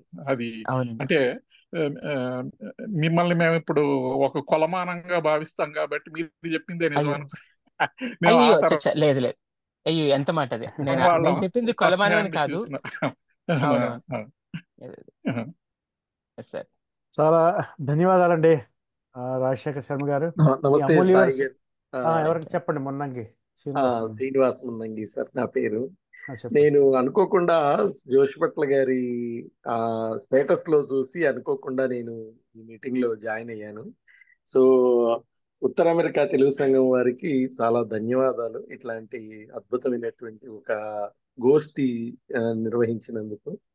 సో సరస్వతి పుత్రులు, ఆ సాహిత్య పిపాసకులు, సో అందరూ ఆ ఆ ఆ, ఇదవ్వడము, తర్వాత జోషిపట్ల గారి లాంటి యూజువల్ గా ఏమవుతుందంటే సాహిత్యము సంగీతము ఆ తల్లి శారద అందరికీ అనుగ్రహించింది. అట్లాంటిది ఆ రెండు కలగలిసినటువంటి ఆ సరస్వతి పుత్రులు డాక్టర్ జోషిపట్ల శర్మ గారు. సో ఎంత ఆ నిజంగానే ఇప్పుడు ఇప్పుడు చెప్పినటువంటి చివరి పదం వరకు కూడా దోశ అట్టు లాంటి విషయం దగ్గర నుంచి ఆయన ఆ ఆ ఆ మన్నిక, ఆ పదాల ఎన్నిక రెండు కూడా ఆ రెండిటితో పాటు మళ్ళీ ఆ భాష తెలిసినటువంటి మనిషికి భావం తెలియటం అనేటటువంటిది ఎంతో చాలా చాలా ముఖ్యమైనటువంటి విషయం. ఆ నేను వారి వారితో పాటు నా ప్రయాణం కొన్ని సంవత్సరాలు. వారు మా గురువు గారి యొక్క దీనికోసంగా వారు ఒక 3 ఆల్బమ్స్ చేస్తున్నారు లాస్ట్ 3 సంవత్సరాల్లో. సో ఎంతో విద్య పట్ల, దాని పట్ల ఉన్నటువంటి ఆ ఆసక్తి, శ్రద్ధ, సమాజంలోకి మళ్ళీ మనం వెళ్ళేటటువంటి ఆ సాహిత్యంతో పాటు ఆ సంగీతం రెండు కూడా నిజంగానే వారన్నట్టు ఆ ఆ పువ్వుతో పాటు ఆ ఉండేటటువంటి ఆ తీగ కూడా చక్కగా ఇదయ్యేటటువంటి ఆ సౌరభం కూడా చక్కగా కనిపించేటటువంటి ఇది చేయగలిగినటువంటి డాక్టర్ జోషిపట్ల గారు. చక్కగా మీరు వారిని ఆహ్వానించటము, సో మీరు అలా చేయటం, ఈ కార్యక్రమం చేయటం నిజంగా చాలా గొప్ప సంకల్పం. ఇది ఇంకా పెద్ద ఎత్తున జరగాలని ఉత్తర అమెరికా తెలుగు సంఘం వారు ఇంకా వారి యొక్క విద్వత్తుని ఇంకా ఉపయోగించుకోవాలని, సో జనసామాన్యానికి అన్నమయ్య పదాలని చాలా దగ్గరగా వెంకటేశ్వరుని పద సన్నిధికి ఒక పూజా పుష్పంగా ఎన్నో ఆయన సంకీర్తనలు చేస్తున్నారు. అట్లా నిజంగానే రాబోయేటటువంటి తరాల్లో కొంతమంది మీ భాష, మీరు అమెరికాలో ఉంటున్న, అమెరికా సంయుక్త రాష్ట్రాల్లో ఉంటున్న మీ అందరి భాష చూసి నాకు చాలా గర్వంగా ఉంది. అలాంటి నిజంగానే రాబోయేటటువంటి తరాలకి సాహిత్యము సంగీతము రెండు కలిసినటువంటి ఒక అద్భుతమైనటువంటి ఒక మేళవింపు అందాలని భావిస్తూ ఉత్తర అమెరికా తెలుగు సంఘం వారికి నా వినయపూర్వక తెలియజేసుకుంటున్నాను. ధన్యవాదాలు శ్రీనివాస్ గారు. మా ట్యాగ్ ధన్యవాదాలు. లైనే భాషే రమ్యం సేవే గమ్యం అండి. మాది అద్భుతం తెలుగు సార్. భాష చాలా మాకు ముఖ్యం సంతోషం సార్. అవునండి. చాలా గురుగారు మీరు చెప్పినట్టు మా జోసిభట్ల వారి బయోడేటా అంతా కూడా మా న్యాట్స్ లీడర్షిప్ మేము తీసుకెళ్తామండి. డెఫినెట్గా రాబోయే కాలంలో మనం చాలా చాలా కార్యక్రమాలు చేయాల్సి ఉంటుంది.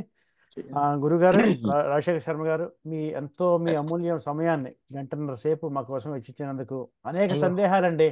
సరదాగా ఉల్లాసంగా గడిచిపోయింది. ఇది వేటూరి వారు, బాలసుబ్రహ్మణ్యం గారు, ఏఆర్ రెహమాన్ గారు, ఎంతోమంది చాలా విశిష్టమైన వ్యక్తులు మనం తలుచుకున్నాం. అలాగే మీరు మీకు మెళకువల గురించి మాకున్న సందేహాలని చాలా చక్కగా తీర్చారు.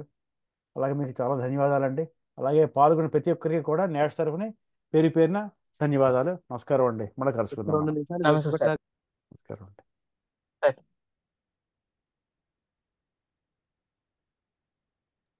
చెప్పండి సార్. హలో చెప్పండి సార్. జోషిపట్ల గారు, ఇది మన కవి సామ్రాట్ సినిమా ట్రైలర్ చూసినప్పుడు అందులో రఘువీర గద్యం వెళ్ళిన విధానం అది అవును. చాలా అద్భుతంగా ఉందండి. దాని గురించి ఒక 2 వాక్యాలు మీ దగ్గర నుంచి యాక్చువల్గా అది వినాలనుకుంటున్నాను. మీరు ట్రైలర్ అబ్జర్వ్ చేస్తే గనక దానికి రఘువీర గర్జన్ చెప్పిన తర్వాత దాని తర్వాత ఎల్బి గారిది ఒకటి ఉంటుందండి. రామాయణం గురించి ఆయన రాయడం గురించి మొత్తం చెప్తారు. యాక్చువల్గా ఎందుకు రాయాలి రామాయణం అందులో అని. ఒక డైలాగ్ ఉంటుందండి, వెనక నుంచి ముందుకు ఆ, వచ్చే డైలాగ్ ఉంటుంది. అది వెనక నుంచి డైలాగ్ వస్తుంది. యాక్చువల్గా అదంతా డైరెక్టర్ యొక్క, అంటే సవిత్ ఆ అబ్బాయి యొక్క మొత్తం అంతా అతనిదేనండి. అది నాది ప్రమేయం ఏమాత్రం కూడా లేదు అందులో. మొత్తం అంతా కూడా అది పూర్తి స్థాయిలో సవిత్ గారిదే అండి. అదంతా కూడా credit goes to only his only, I mean him only. అది అన్వే రామాయణం రాసేటప్పుడు ఆ ఆ వెనకాల వచ్చే బ్యాక్గ్రౌండ్ సంగీతం కూడా సరస్వతి చాలా వాడామండి యాక్చువల్గా ఆ ఏంటంటే రామాయణం వాడినప్పుడు రాముడికి చాలా ఇష్టమైనటువంటి రాగాలు కొన్ని ఉన్నాయండి. ఆనంద భైరవి, కానడ, నాట ఇవి వాడాలి యాక్చువల్గా. కానీ ఎందుకో నాకేంటంటే రాముడి కన్నా కూడా రామాయణం కల్పవృక్షం రాసిన విశ్వనాథ సత్యనారాయణలో అమ్మవారే కనిపించారు. అందుకని సరస్వతి రాగం వాడాల్సి వచ్చింది అక్కడ నేను. అన్వేష్ ఆ, మీరు ఈ- ఎక్కడుంటారండి అన్వేష్ గారు? నేను ఇక్కడేనండి, మాది విజయవాడ. యూఎస్లో ఉంటారా? Okay okay, very good. చెప్పండి, అడుగుతున్నారు ఇంకా ఏదో. అన్వేష్ అయిపోయిందండి మీ చెప్పండి సార్. ప్రశ్న? సాయి అదే గారు మీరు త్వరలో అంటే రికార్డింగ్ ఆపాలి అండి. అయ్యా, ఓకే, ఒక్క నిమిషం చూస్తాను. అది ఓకే, క్యారీ అనండి, చేస్తాను. క్యారీ అన్నావు అదేనండి, అన్వేష్. ఇది చూసిన తర్వాత ఈ కవి సామ్రాట్ లాంటి సినిమాలు ఇంకొన్ని మరిన్ని మీ ఇద్దరి కలయికలో రావాలని చెప్పి మనస్ఫూర్తిగా కోరుకుంటున్నాను.